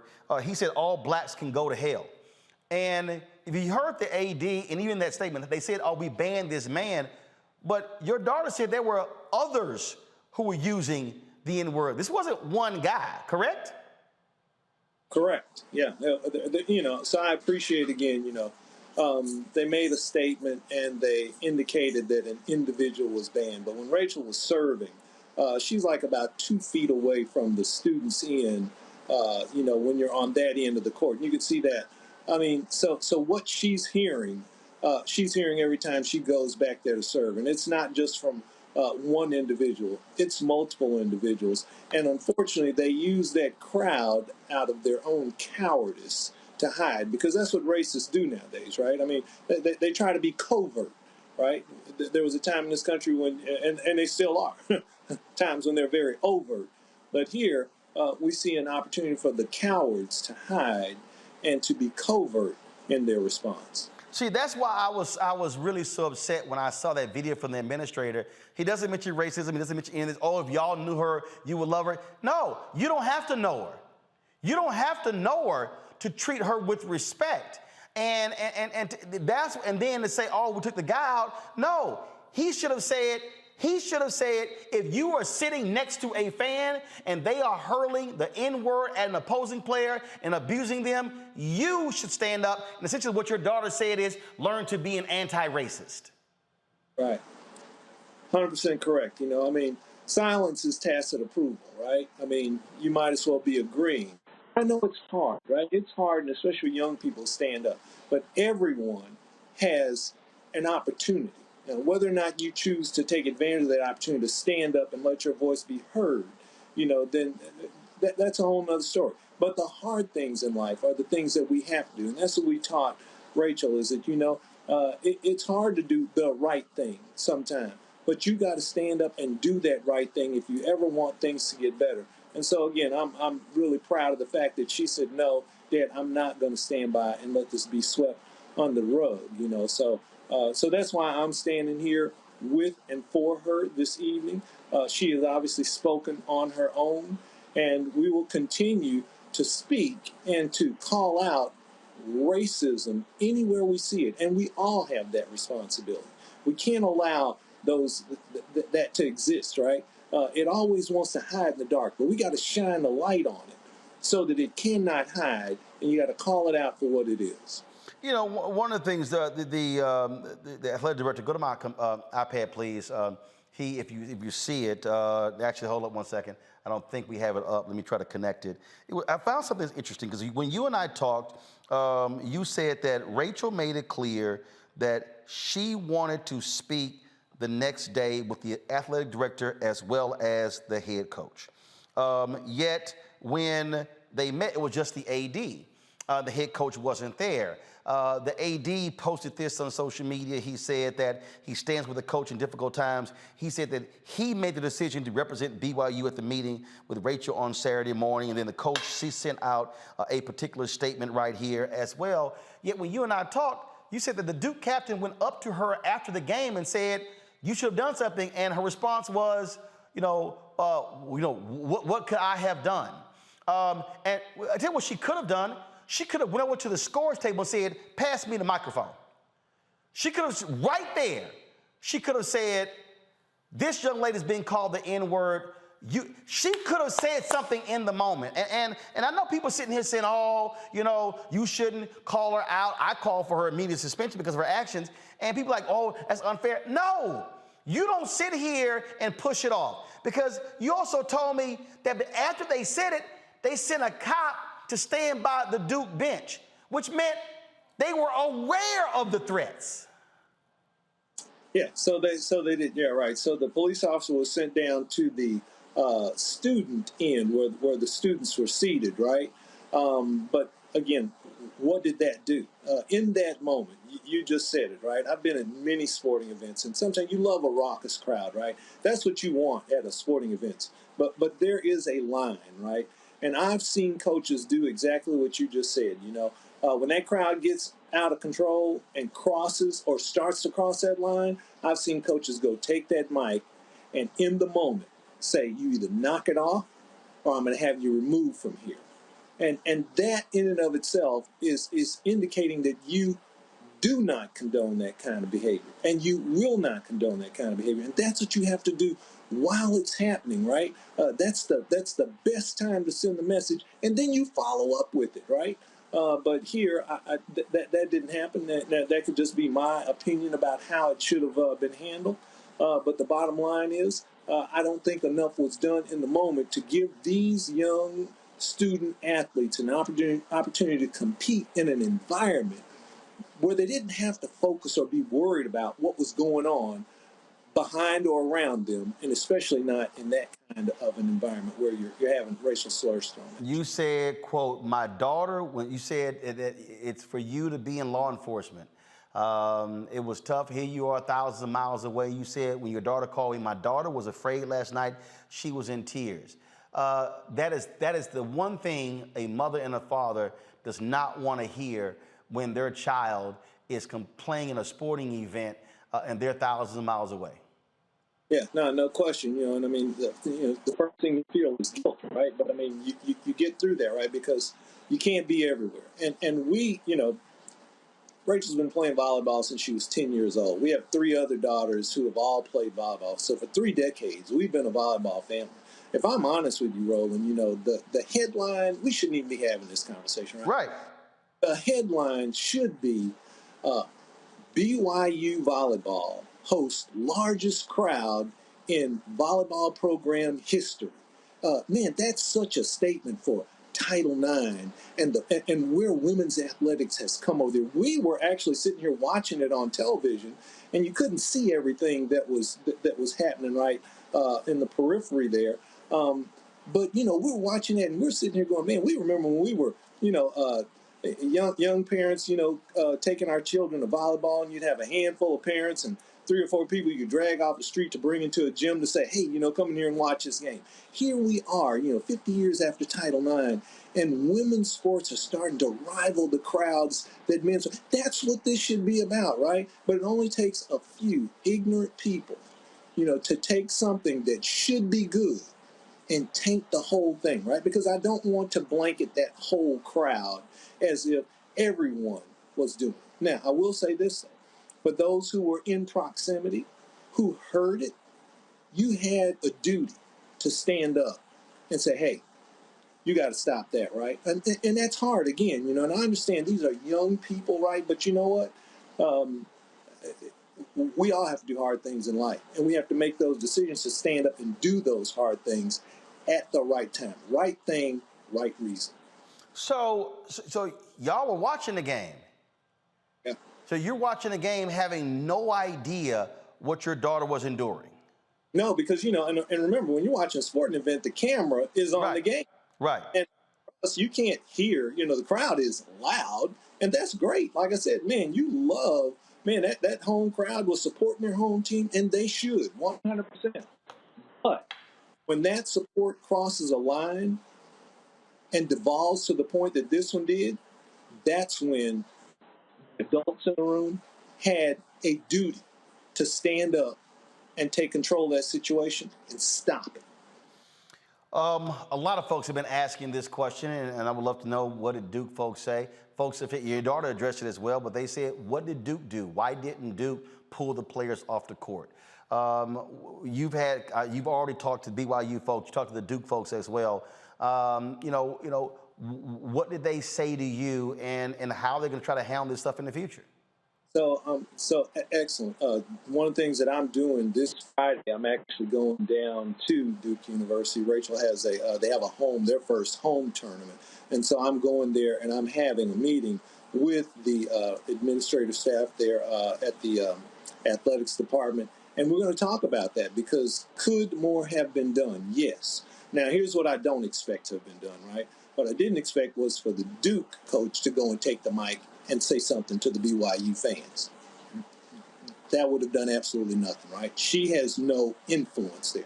However, the BYU coach, different story, right? So, but for Duke and for me and for my peace of mind and my family's peace of mind, Duke is, they have care of my daughter when she's away on those trips. And what I want to make sure of is that they are going to take the steps that are necessary. And I don't know, that may be, when I say necessary, that may be situational depending on what's going on, but I want to make sure that they are taking the necessary steps to ensure that first, she is safe, and that second, she is afforded an opportunity to play in a venue that is free of that kind of hostility. So those are the conversations that I plan on having with them when I'm there coming up this Friday. There are a lot of folks have been reaching out. As I said, LeBron James, he posted a tweet. If y'all have that, go ahead and show that. And others as well. We've had sports columnists writing columns. This has been talked about by a lot of folks. I take it your phone has been blowing up from folks who offering their support in this time. Definitely, and again, that's the difference, right, bro? I go back to when I grew up, I grew up in desegregation in the South there, and in North Texas and the Dallas-Fort Worth area, man. And back then, obviously things were so overt, right? I mean, and there wasn't a lot you could do about it other than you just had to suck it up, keep it moving, right? Because what we didn't have is what we're doing right now. We didn't have the platforms or the opportunities to call this thing out, to shine the light on it, and to take a stand to say, not only no, are we not going to accept this, but we're going to call it out for what it is. We're not going to let it be swept under the rug. And so I think that when you talk about this generation, the hope that I have moving forward is that this generation will continue to use the tools and the technology and the platforms that they have to be able to call this thing out. Do I think we're going to eradicate it with this instance, with this incident? No, racism is alive and well in this country, unfortunately, and this isn't going to be the incident that's going to eradicate it. But we must take every opportunity to address it whenever it rears its ugly head, and we cannot let ignorance have a pass. We got to call it out for what it is every time we see it and ensure that it's not allowed to fester and grow. And I think that until we start doing that all together, it doesn't have to be one individual. We can all do it together. This was the tweet LeBron James sent to Lisa Pamplin. Tell your goddaughter to stand tall, be proud, and continue to be black. We are a brotherhood and sisterhood. We have her back. This is not sports. Hashtag strive for greatness. Hashtag more than a volleyball player. I don't know. You can let us know. Has LeBron reached your daughter? So I don't believe that they have spoken directly, but I will. Well, just know I did send an email to the NBA commissioner as well as the deputy commissioner, Mark Tatum. He's a Kappa, but forgive him, saying I will definitely connect him, and as well as some other players who knows LeBron. But go ahead. Yeah, no, she did have an opportunity, though, and some of her friends, right, young men who played on the Duke volleyball team or on the Duke basketball team last year. Guys that went in the first round in the draft, called her, reached out for her, touched her. I think she'd heard from guys like Kyrie Irving and some other guys. That kind of support has helped her, to get back and kind of, she was overwhelmed over the weekend, no question. And today was the first day of class. So, she was really having to deal with a whole lot. But that helped her to know that she has that kind of support. And interestingly, as well, I want to give props to the Ryder volleyball team who agreed to play the third game of a tournament which they traveled over 2,000 miles to go and play, right? This is one of the biggest, a big preseason tournament. You're playing the number 10 team in the country, you know, and that's what you want to do. You want to play the best competition. Well, they agreed to play at that off-site location at a high school. They went 2,000 miles, not to just play at a high school in Provo, Utah, with no fans, but they did. So I want to give them some props. And the other thing they did, which really, for me as a dad, it really it warmed my heart. They wrote the number 3 on their shoulder and played the game in support of Rachel with the number 3 on their shoulder. Now, we won that game, and I appreciate that. But I appreciate the fact that, you know what, those young ladies took a stand and said, hey, you know what, we don't want to go back there either. Well, when you and I talked on Saturday, when you talked about having the platforms, this type of story is precisely why this was created. I could have easily said, look, I'm coming home Sunday. I'll deal with this on Monday. But I wanted to go live right then. People responded. We probably had almost 200,000 views of just that particular video. But this is why Black-owned media matters. This is why I keep telling our people when we have to support our own institutions, because I didn't want to wait till CNN or MSNBC got around to doing the story. I want to be able to share with folks. This is why when we tell our own story and control the narrative, and then that's why it was so funny, because the next day people start posting all this stuff. Well, the BYU AD said, I said, I talked to her daddy yesterday. I said, y'all can try to come back 48 hours later trying to somehow flip and spin this thing. I said, no. I talked to her daddy yesterday. But that's why having our platforms to come in again, I'm sure other national media's reached out and they probably will spend 5 or 7 minutes discussing this. We've been talking for 30 minutes. That's why it matters. When we have our own, we can have our own story and share it with the public. And I appreciate you, brother, no question, you know, for the opportunity, right? You know, because when it happened, you know, the first thing I did was I said, you know what, we can't let this just get swept under the rug. And the first name that came into my mind was, you know what, I need to get in touch with Roland just because, you know, number one, because I know you. I know that you will speak the truth about the issue, you know, and I think that was important, right? Because I think I told you, you know, the first thing, I felt guilty for not being there for her to make sure that she knew that she was safe. But what I wasn't going to do was stand by and let this just kind of go by without making sure that the light got shined on. And I knew that you would help shine that light, and I appreciate that, you know, because let's face it again, if we don't take the time to call these things out, who will? So if not us, then who? That's right. Well, that's why that mural is in that office from the Freedom's Journal, the first Black newspaper, where they wrote March 16th, 1827, we wish to plead our own cause, too long have others spoken for us. And so I'm glad to see you speaking for Rachel speaking for herself, and I'm glad to see the people holding BYU and Duke and the NCAA accountable for saying this should not be happening in 2022. There were racial incidents. You told me about one when our frat brother Darryl Thornton, when they went to BYU in 1980, where they threw eggs and tomatoes at them and they heard racial slurs. And so we call it out then, we call it out now to demand better. Appreciate it, definitely. Thank you so much. Give our best to your wife, Gloria, your other daughters, as well as Rachel, and we'll keep covering this story to its conclusion. Marvin, thanks a lot. Thank you, Roland. Take care. Appreciate it, Brad. Thank you very much.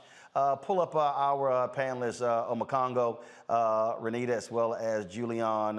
And this is the thing that, you know, Julian, you've been a college president. This is where leadership leads. And this is where, and I don't care what the BYU athletic director said. First of all, that statement he gave was weak as hell to that crowd. Okay, he should have said a Black player was called the N-word by fans at this game, and that is unacceptable. He couldn't even say that. He couldn't even mention racism. It was as saccharine as possible. Oh, I don't want to sit here and offend people. No, you got to get in folks' face and say, we ain't tolerating that. That's real allyship. Absolutely. I mean, I think this man, by not calling out racism, by not calling out this was a racial slur, he basically not only showed no leadership, but he acquiesced to the BS that those rowdy folks, students, and it wasn't just one. He said, we expelled one fan. need to be expelled in a whole section of them. I think that BYU is beyond wrong, but I also think that Duke could have done something different. No, they couldn't take the mic, as your frat brother said, they couldn't take the mic and interrupt play, but they could have done something quite emphatic. In fact, the president of Duke should have reached out to the president of BYU and said, our students were disrespected at your school. What are you going to do about it? And that's the issue. What are you going to do about it? That dad has to be so proud of his daughter. I mean, such dignity and such a well-written statement. But at the same time, as he said, this stuff happens all the time, and too many black people are uncomfortable with confronting systematic racism. We want to play nice with the devil, and it doesn't work. You know, the thing here on Makongo that, again, is silly to me, Rachel requested to speak to the AD and the head coach. Head coach didn't show up. The BYU volleyball head coach didn't show up. And so the AD said, well, I chose to represent. Well, then you should have told Rachel that the head coach is not going to be here. No, if the black player who got called, and what Marvin told me was, he said Rachel wanted to express to them directly how she felt during that game. The coach should have had her ass sitting there in that office at that meeting. Period, bottom line. This was a failure of leadership on every single level. With my organization, I called it Upstander International because I talk about the importance of being an upstander and not a bystander. And that coach who didn't want to show up was a bystander, period, bottom line. And I commend her so much for what she did. My daughter's a freshman in high school and just made the volleyball team. So this is like a personal, seeing this story. And when I think about what happened, really at the end of the day, I'm thinking about the parents who are in that audience who heard this stuff happening. I am thinking about those coaches. I'm thinking about those players and everything. Really, at the end of the day, this represents the culture of a community. And this actually connects to our last segment, Roland, because we were talking about semi-fascists and all of that. This is how it starts. When people say stuff, throw out slurs and throw out these things, and they don't get challenged. And these guys become the politicians, the teachers, the leaders, and so on and so forth. They need to be challenged and metaphorically hit in the mouth when those things happen. Let's be mindful of the fact the police, from what I understand from the story that you sent us, Roland, the police officer was not put by the bench because of the racial slurs, but because that same guy said to watch your back. So we're talking about an actual possible threat of actual violence to be done. And that continued to happen because nothing was done in the beginning. And so those BYU players should have challenged it. And look, I commend everything the Duke players did. But this is not the 60s, right? We celebrated Bill Russell and so many of these other brothers and women who had to play through these different times, and we get it. But nowadays, if those Duke players decided to walk off the court, this country would have had their back. The world would have had their back. And so everybody has the ability to stand up and challenge this ignorance and hate. All of this lies on BYU, but those players who are on the Duke team as well, walk off. We throw out guys from NBA games, right? If they say something snide to a player or disrespect somebody's wife. When Russell Westbrook got into that argument with a player, with a fan, they got rid of him and banned. They throw these guys out for less.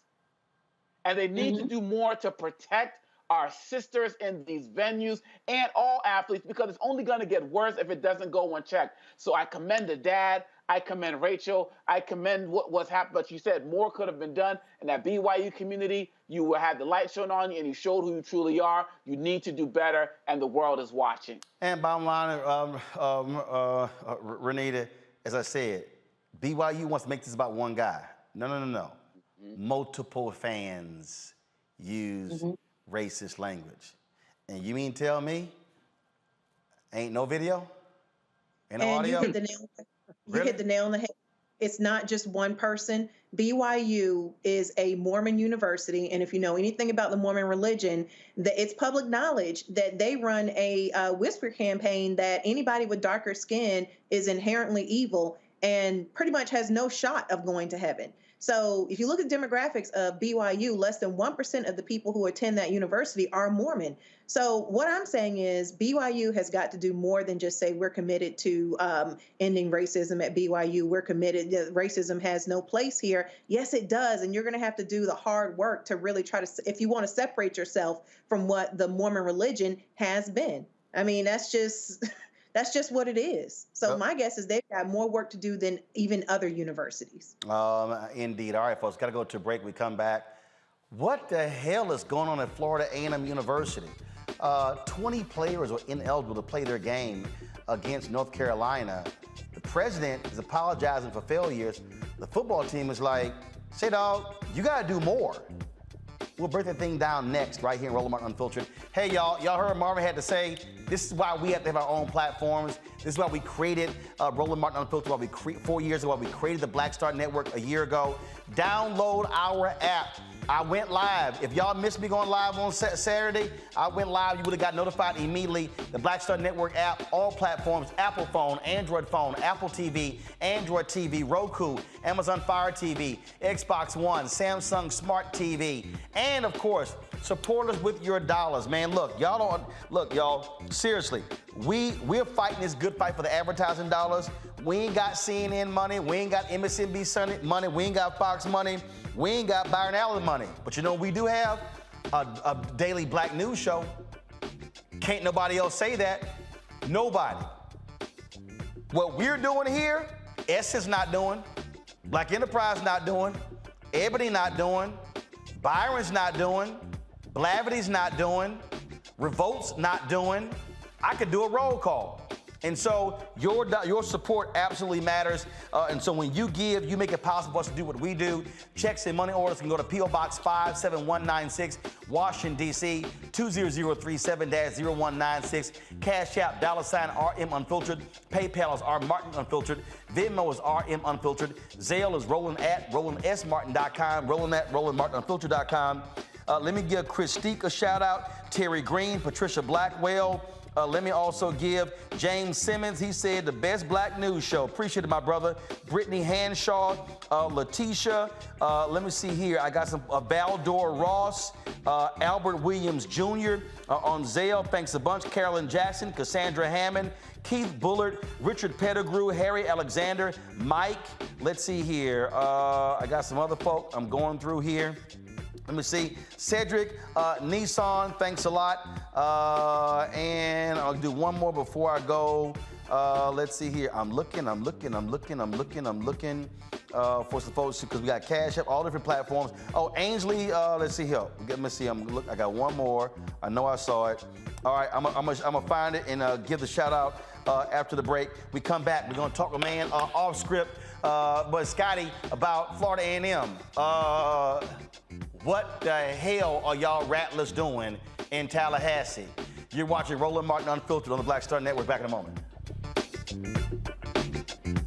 When we invest in ourselves, we all shine. Together, we are black beyond measure. Hatred on the streets, a horrific scene, a white nationalist rally that descended into deadly violence.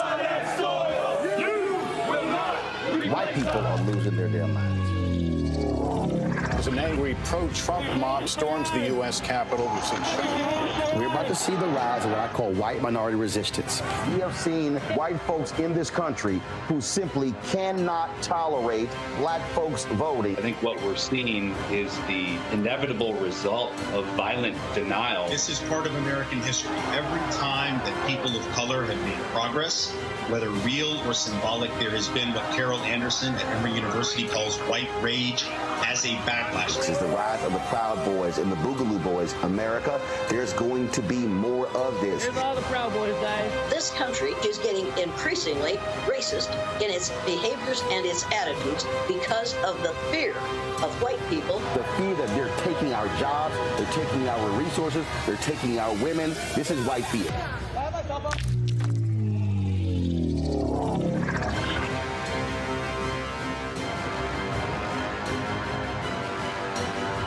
When we invest in ourselves, we all shine. Together, we are black beyond measure. We're all impacted by the culture, whether we know it or not. From politics to music and entertainment, it's a huge part of our lives, and we're going to talk about it every day right here on The Culture with me, Faraji Muhammad, only on the Black Star Network. How y'all doing? It's your favorite funny girl, Amanda Seals. Hi, I'm Anthony Brown from Anthony Brown and Group Therapy. What up, Lana Well, and you are watching Roland Martin Unfiltered.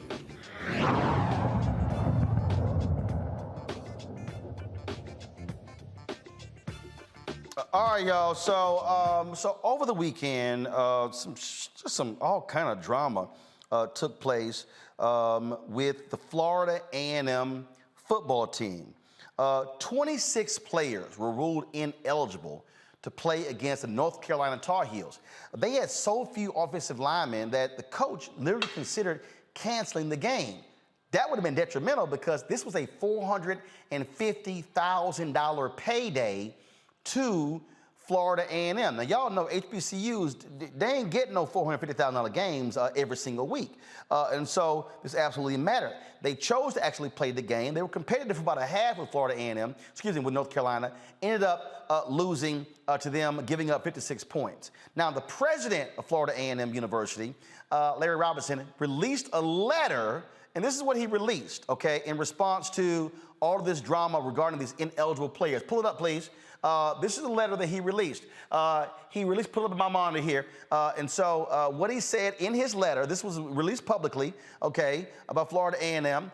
He said, and first of all, y'all, why are we using this? This should be in our graphics form. This is simply too small. You can't read this, okay? So we shouldn't be showing this here, okay?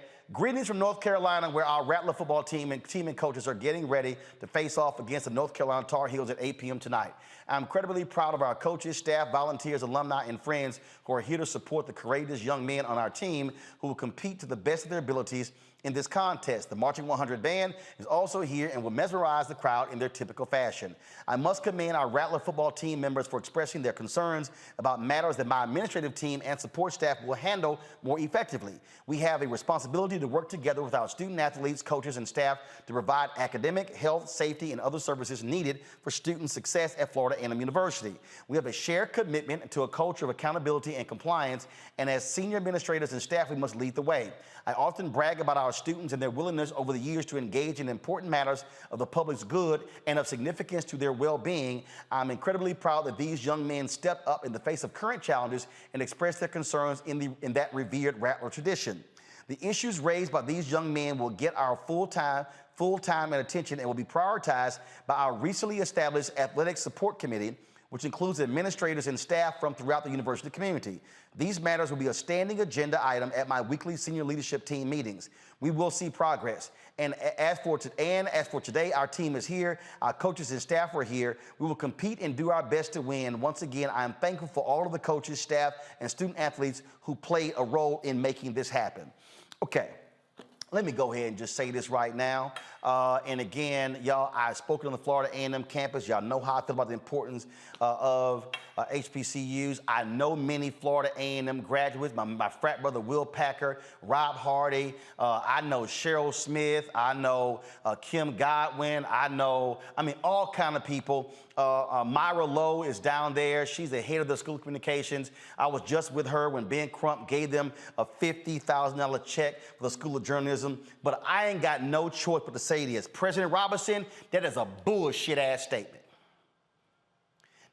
Put the statement back in my mind. That was a trash-ass statement from the president of Florida A&M University. First of all, in the letter, he says, our recently established Athletic Support Committee, which includes administrators and staff. You fired the damn you fired the athletic director. If you have a real AD, you don't need no damn athletic support committee. That's the point of a damn athletic director. The point of an athletic director and athletic department is to actually do what the hell you're supposed to do and have your university in compliance. How the hell you go to the first game and you don't know who's eligible? This is real basic. This is some basic ass administrative duties. And then to say, these matters will be a standing agenda item at my weekly senior leadership team. You just found out? 2 days before a game, you find out that 26 players not eligible. Guys who transferred in from other places. You don't know they're eligible? What the hell were y'all doing at Florida A&M? We ain't talking a small private NAIA HBCU. We're talking about a member of the Southwestern Athletic Conference, a school that's one of the top football programs, and y'all just figured this out? Y'all might say, oh, Roland, don't be dogging Florida A&M. Okay, show the letter the players dropped today. This came from the Florida A&M football team. Come on, pull it up. Let's go. Well, y'all moving too damn slow. You should have had it ready. Let's go. Come on, pull the letter up. Y'all, the Florida A&M football team, y'all gonna make me pull it up. See, y'all should have had the damn letter ready. The Florida A&M football team dropped their own letter in response to what the hell the president had to say. And in their particular letter, they like, yeah, we got some concerns here, Mr. President. We got some concerns with what y'all doing and how y'all operating. Let me see if I can pull it up right here. It's dumb. And I don't care. The president can be pissed off at me all he wants to. Fine. Call me. I'll be happy to take your phone call. But this don't make any sense what's going down at Florida A&M. So y'all got a letter? Okay, well, come on. This don't make no sense. Y'all could have had the letter and put it up on the screen. All right, okay, so let me go ahead and read this letter, okay? Let me do this here. Let me do screen sharing so y'all can see it, okay? So let me sit here and do this here. All right, here we go. So this is the letter from the team, all right? They say, our campus partners, put it on my monitor, also share responsibility in this fiasco. During the admissions process, several of us had to submit academic transcripts, letters of recommendations, and immunization records multiple times because prior submissions were either misplaced or never forwarded to the proper department. Stop.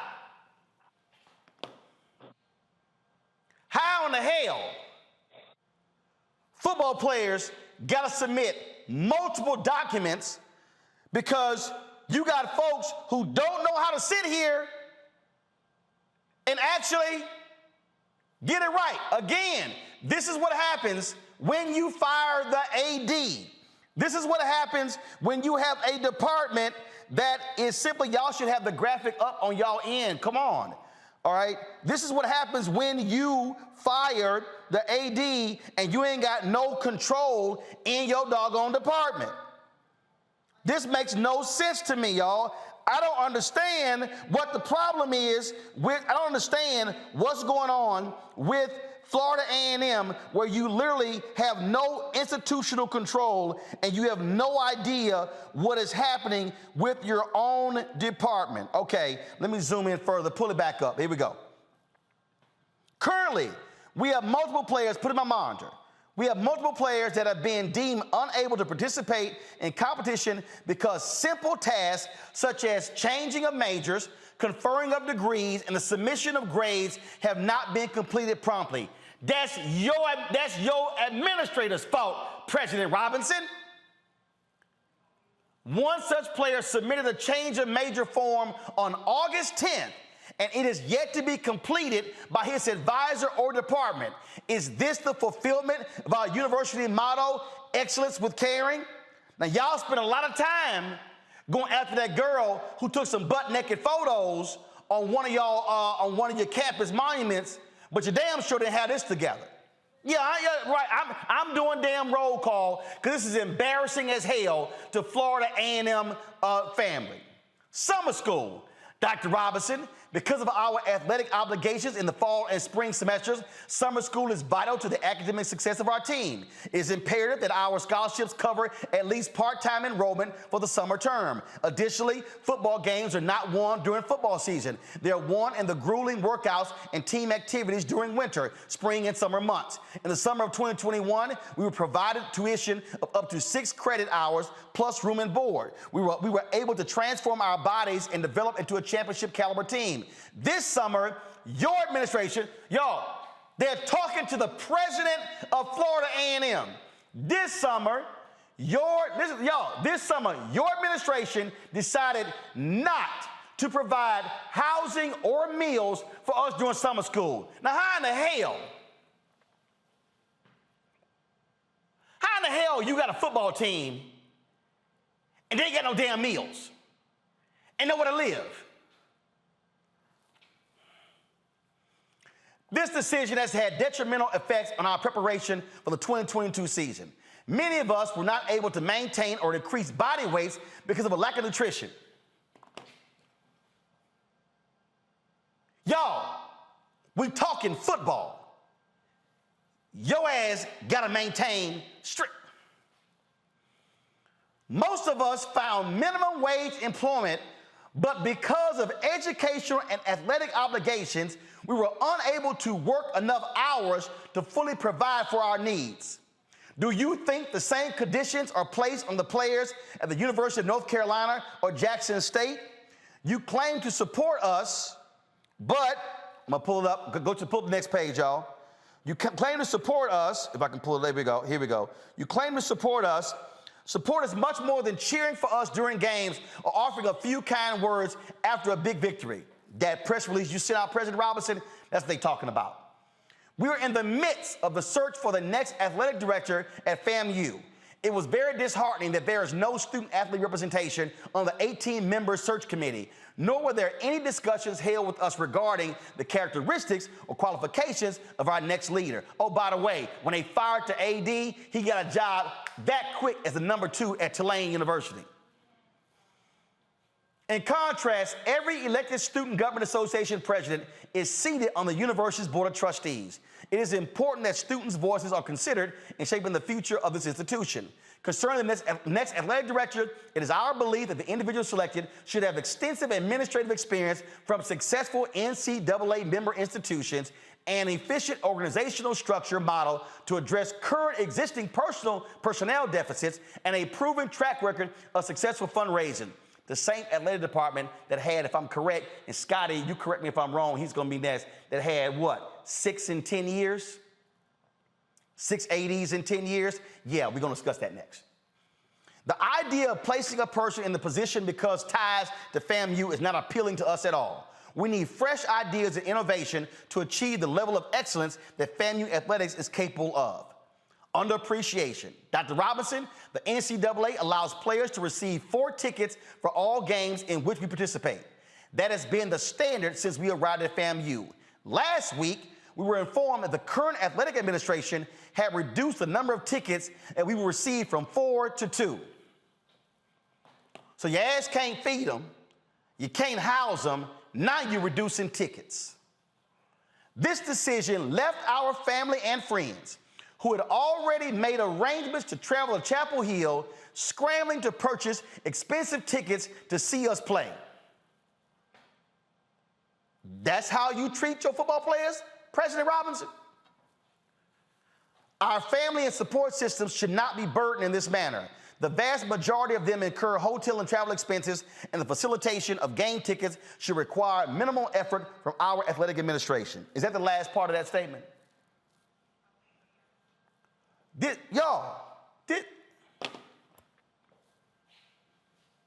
Bring up our script, Scotty. Y'all, he's a contributor to the Black Star Network. The SWAC been tripping with his YouTube channel, and so they've been blocking him for stupid, petty-ass reasons. And so luckily, he's about to get his YouTube channel back. And SWAC, y'all keep playing games with Scotty. Don't worry about it. I hit some higher-ups at YouTube because y'all tripping. Oh, yeah, don't think I ain't going to call somebody at the top of the food chain. Y'all keep playing with the brothers because y'all don't like his criticism. Scott, this is stupid right here. And that was a bullshit statement by the president. Yeah, and the president of FAMU may not invite me to the campus, may not come on the show, but somebody got to say it. And the players were nice. They basically said the president is full of crap. Absolutely. And see, you missed the last section. I think the last section is the best section. I got it on my computer. It says, I'm going to find it. Go ahead. It says, on Friday, after much dialogue with our team, we decided to play at UNC. We determined that we would not play for this institution, but for our families, teammates, and classmates, our rabid fan base, and our coaches who have prepared us and love us. We played our guts out, and in the process, 2 of our teammates suffered season-ending injuries. After the game, we decided to protest the Marching 100's playing of the Florida song in the FAMU alma mater by kneeling during both songs. We will continue to do so until significant changes that facilitate a positive student-athlete experience are made. We will not sing a song that begins College of Love and Charity when we feel neither from this university. Dr. Robinson, this letter is not a personal attack, but a demand for positive change and a culture shift in the current direction of FAMU athletics. We came to FAMU to better our lives, and we are expressing concerns about impediments to the goal. We are not interested in the further empty dialogue with you and your staff. We want changes made now. We have given our bodies and shed blood, sweat, and tears on behalf of the institution. It's time for FAMU to reciprocate the love.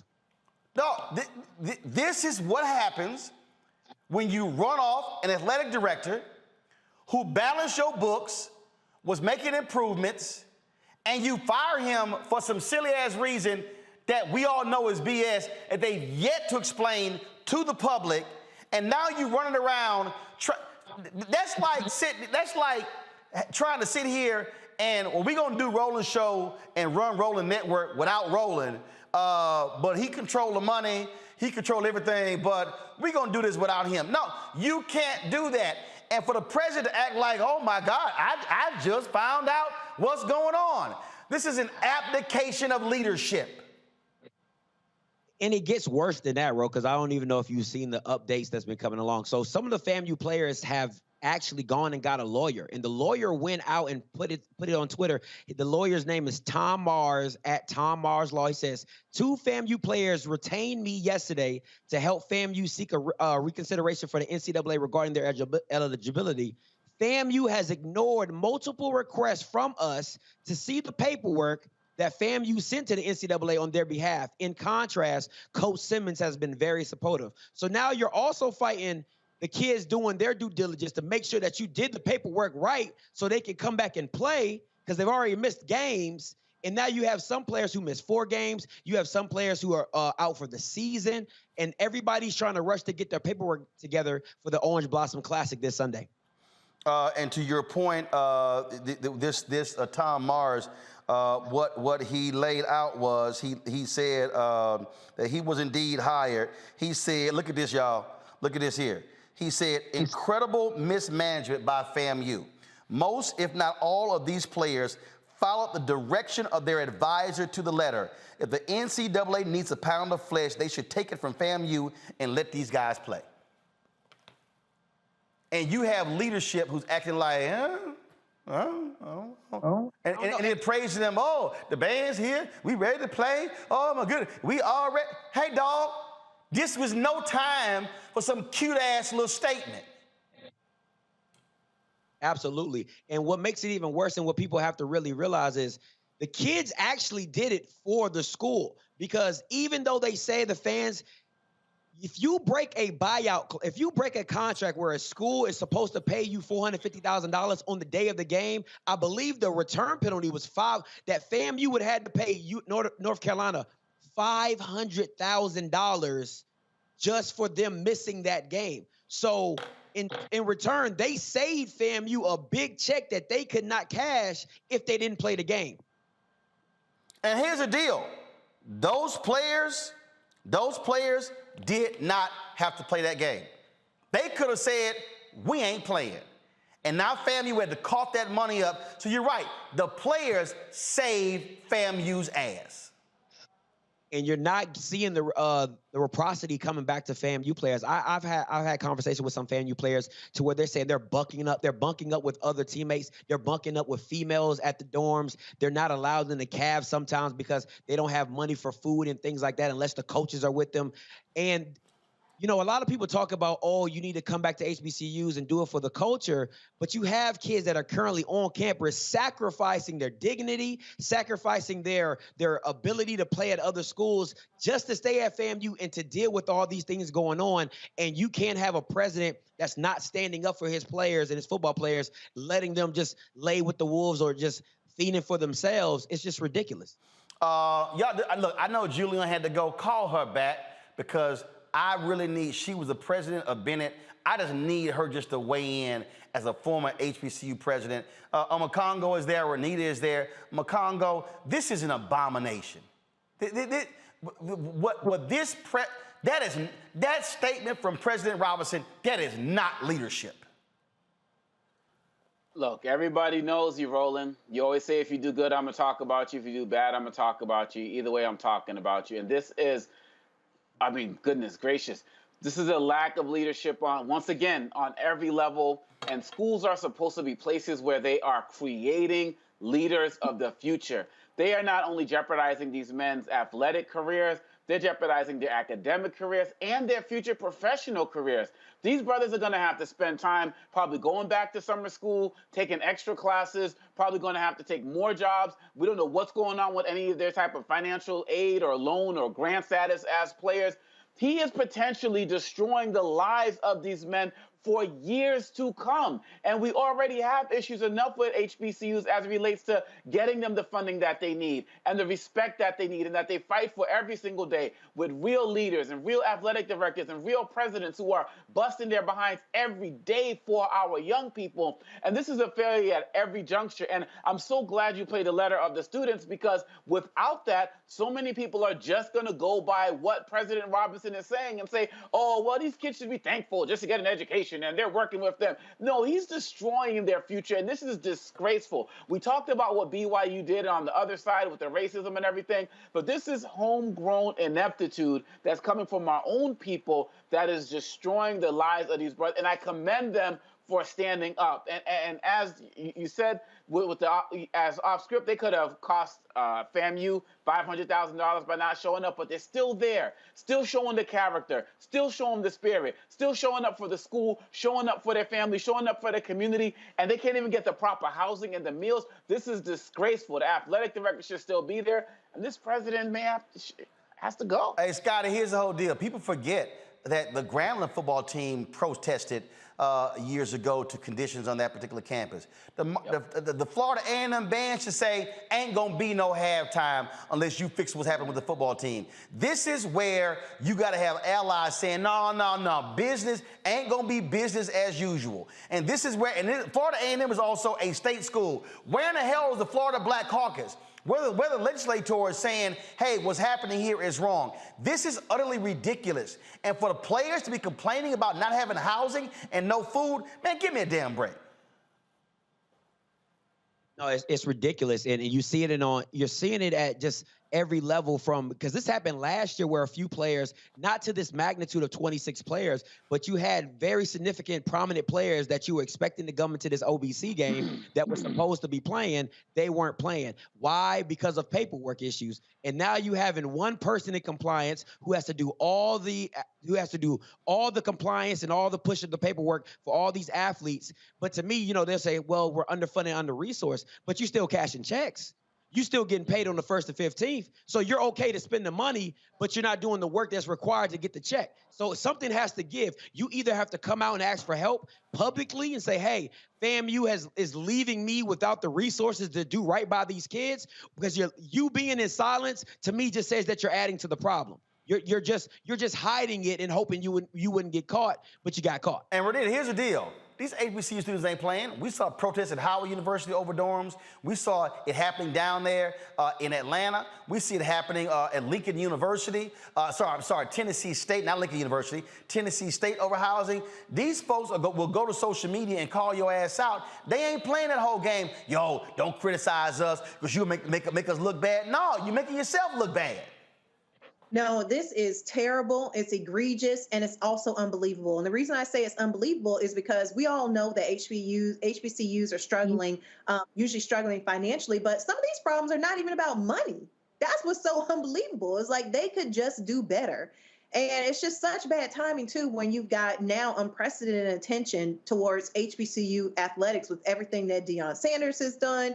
Like, this is the wrong time for all this. And so, like Amakambo was talking, he was saying that, you know, they're really ruining their lives. I was thinking the same thing, because they could have gone to a white university and been treated this poor. Like, this is just, it's just unbelievable. And it's embarrassing. And as somebody who grew up in Florida, I just absolutely hate to see that this has happened to FAMU, because FAMU is a well-loved HBCU. It's important to the state. It's important to our culture. I mean, it's just unbelievable, and it's unacceptable. Hey, Scott, I'm gonna give you the final word, but I'm gonna say this here. President Robinson, you need to come on this show.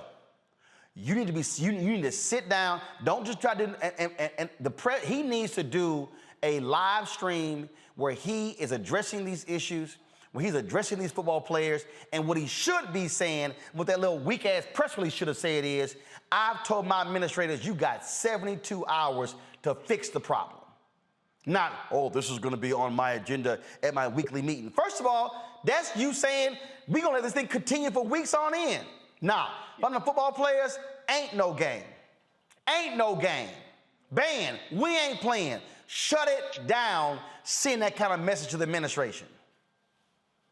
That's a tough one, because, you know, you had top players who Isaiah Lands, the BJ Bowlers, that have NFL draft stock that were not allowed to play in the UNC game. And we know what happens when, you know, you do well against a FBS program, the Jacoby Durant's, the Darius Leonard's, you get looked at differently and you get picked up prospectively.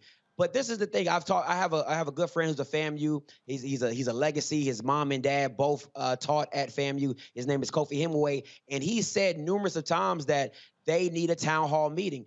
They need to have President Larry Robinson in the middle, and he addressed all the questions and concerns from fans, from alums, from sports to athletes, all of it, because you can't sit up in your room, you can't come down for the press releases and the pictures and not deal with the real issues that are going on at FAMU. And I hope somebody holds them accountable, and we'll see where it goes from there. All right, so this is real simple. So y'all can spread the word. Florida A&M football team and students, I will bring Roland Martin Unfiltered down to Tallahassee and host that town hall. We will live stream that town hall. Not only to our platform, we'll send to the Florida A&M YouTube channel, their Facebook page, to the alumni page as well. So if y'all the football team, if y'all want to do that town hall, y'all give me a call. Email is roland@rolandsmartin.com. I will bring this show down, and we will actually do that and take every question. The president should stand there and let you show up. All you gotta do is call. That's what's up. I'm gonna definitely clip that, and I'm gonna put it all over my YouTube. They definitely gonna make that happen. And that's what happens when you own your shit.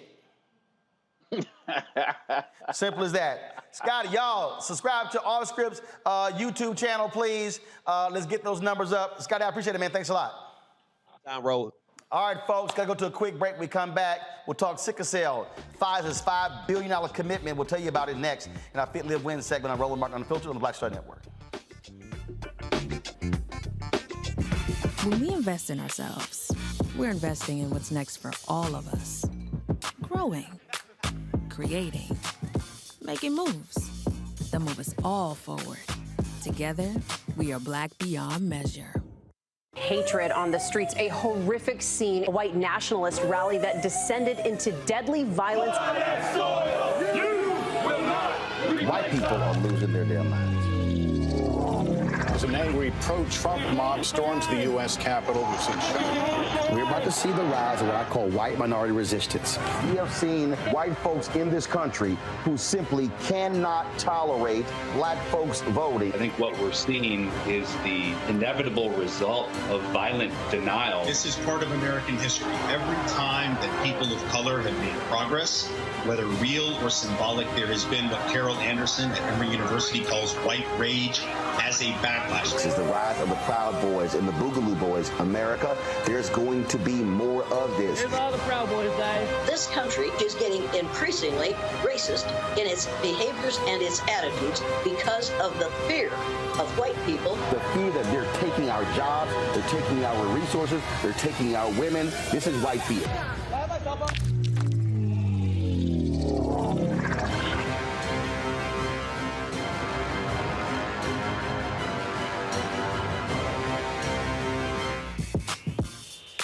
When we invest in ourselves, our glow, our vision, our vibe, we all shine. Together, we are Black beyond measure. On the next Get Wealthy with me, Deborah Owens, America's Wealth Coach. Did you know that 43% of Americans say that they're going to go deeper into debt because the cost of everything is rising because of inflation? On our next Get Wealthy, you're going to hear from money coach Lynette Kelfani-Cox as she shares exactly what we need to do to stay out of debt and get wealthy. When I paid off my $100,000 in credit card debt, I was just doing strategies kind of piecemeal. I was doing like what I thought would work. And then it was like, oh, great, it did. It was effective. And then I was like, I should document this. I should explain like how I got out of debt. That's right here on Black Star Network with me, Deborah Owens, America's Wealth. When you talk about blackness and what happens in black culture, we're about covering these things that matter to us, speaking to our issues and concerns. This is a genuine people-powered movement. There's a lot of stuff that we're not getting. You get it, and you spread the word. We wish to plead our own cause. Too long have others spoken for us. We cannot tell our own story if we can't pay for it. This is about covering us. Invest in black-owned media. Your dollars matter. We don't have to keep asking them to cover our stuff. So please support us in what we do, folks. We want to hit 2,000 people, $50 this month, raise $100,000. We're behind 100,000, so we want to hit that. Y'all money makes this possible. Checks and money orders go to P.O. Box 57196, Washington, D.C. 20037-0196. The Cash App is $RM Unfiltered. PayPal is R Martin Unfiltered. Venmo is RM Unfiltered. Zelle is Roland at RolandSMartin.com. It's Kim Whitley. Yo, what's up? This your boy Ice Cube. Hey, yo, Peace World. What's going on? It's the Love King of R&B, Raheem Devon, and you're watching Roland Martin Unfiltered.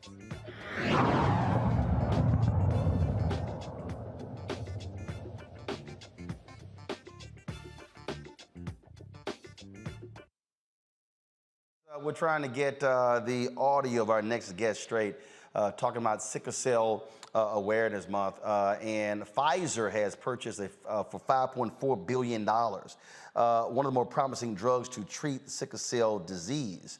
We're going to talk about this with Darren Watts. Where are we with Darren?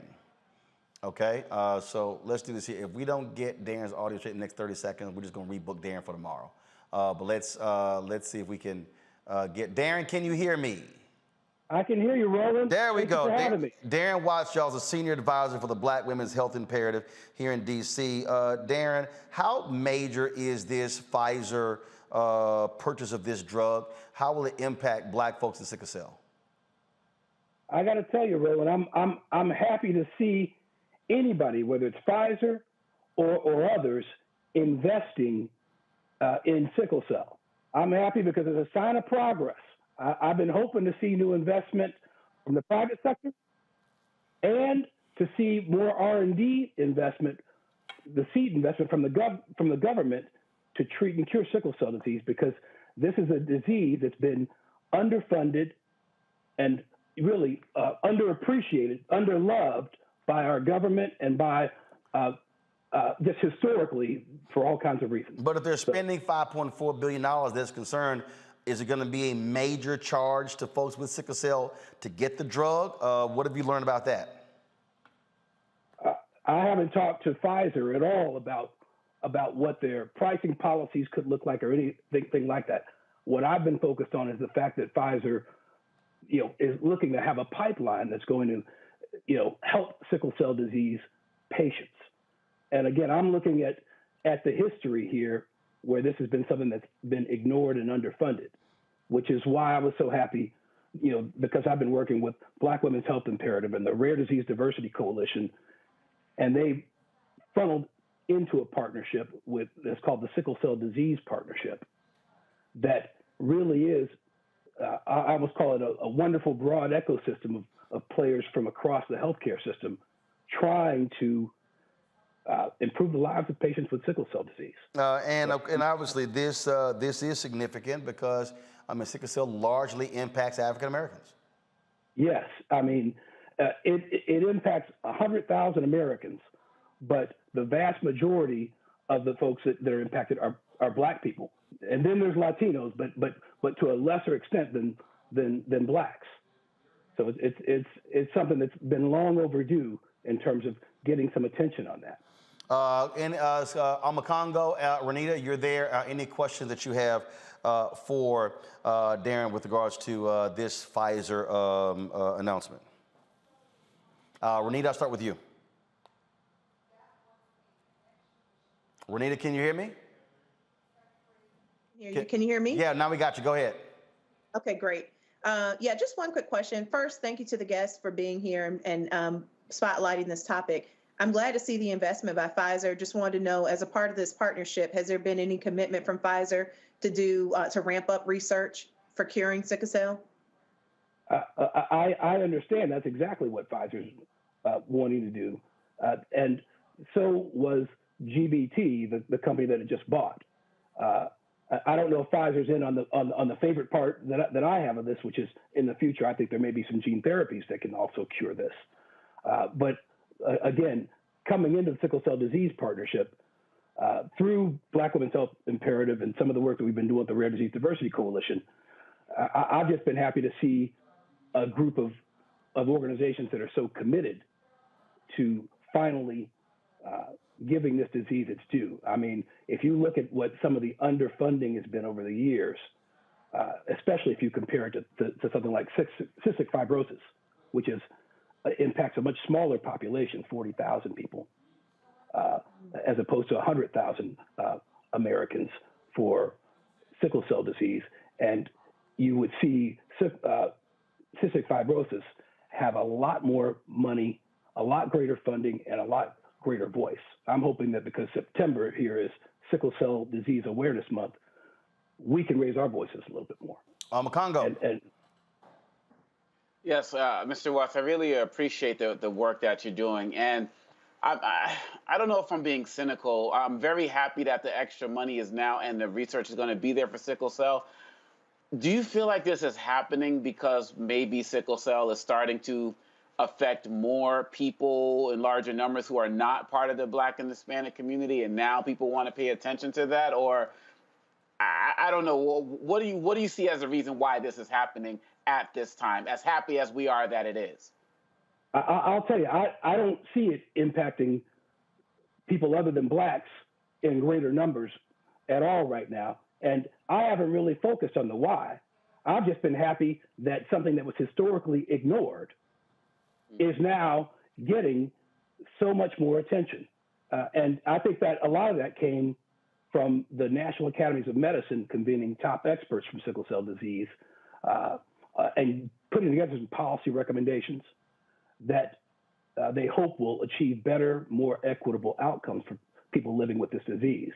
And the Sickle Cell Disease Partnership has been focused on turning those recommendations into policy action, which is, again, why I'm so happy that, led by Black Women's Health Imperative, I got involved with the Sickle Cell Disease Partnership. All right, then. Well, look, it is good news. If people out there want to get more information about the Black Women's Health Imperative, who do they reach out to? Okay. If you want to get involved in Sickle Cell Disease Awareness Month, go to the website, www.sicklecellpartnership.org. Please, on there there's a way that you can be directed to take action, write your lawmakers, and get involved in some other things as well. We, as a community, have to demand congressional action on these things. And there's bills out there that can really help people with sickle cell. All right, then. We surely appreciate it, sir. Thanks a bunch. Keep up the good work.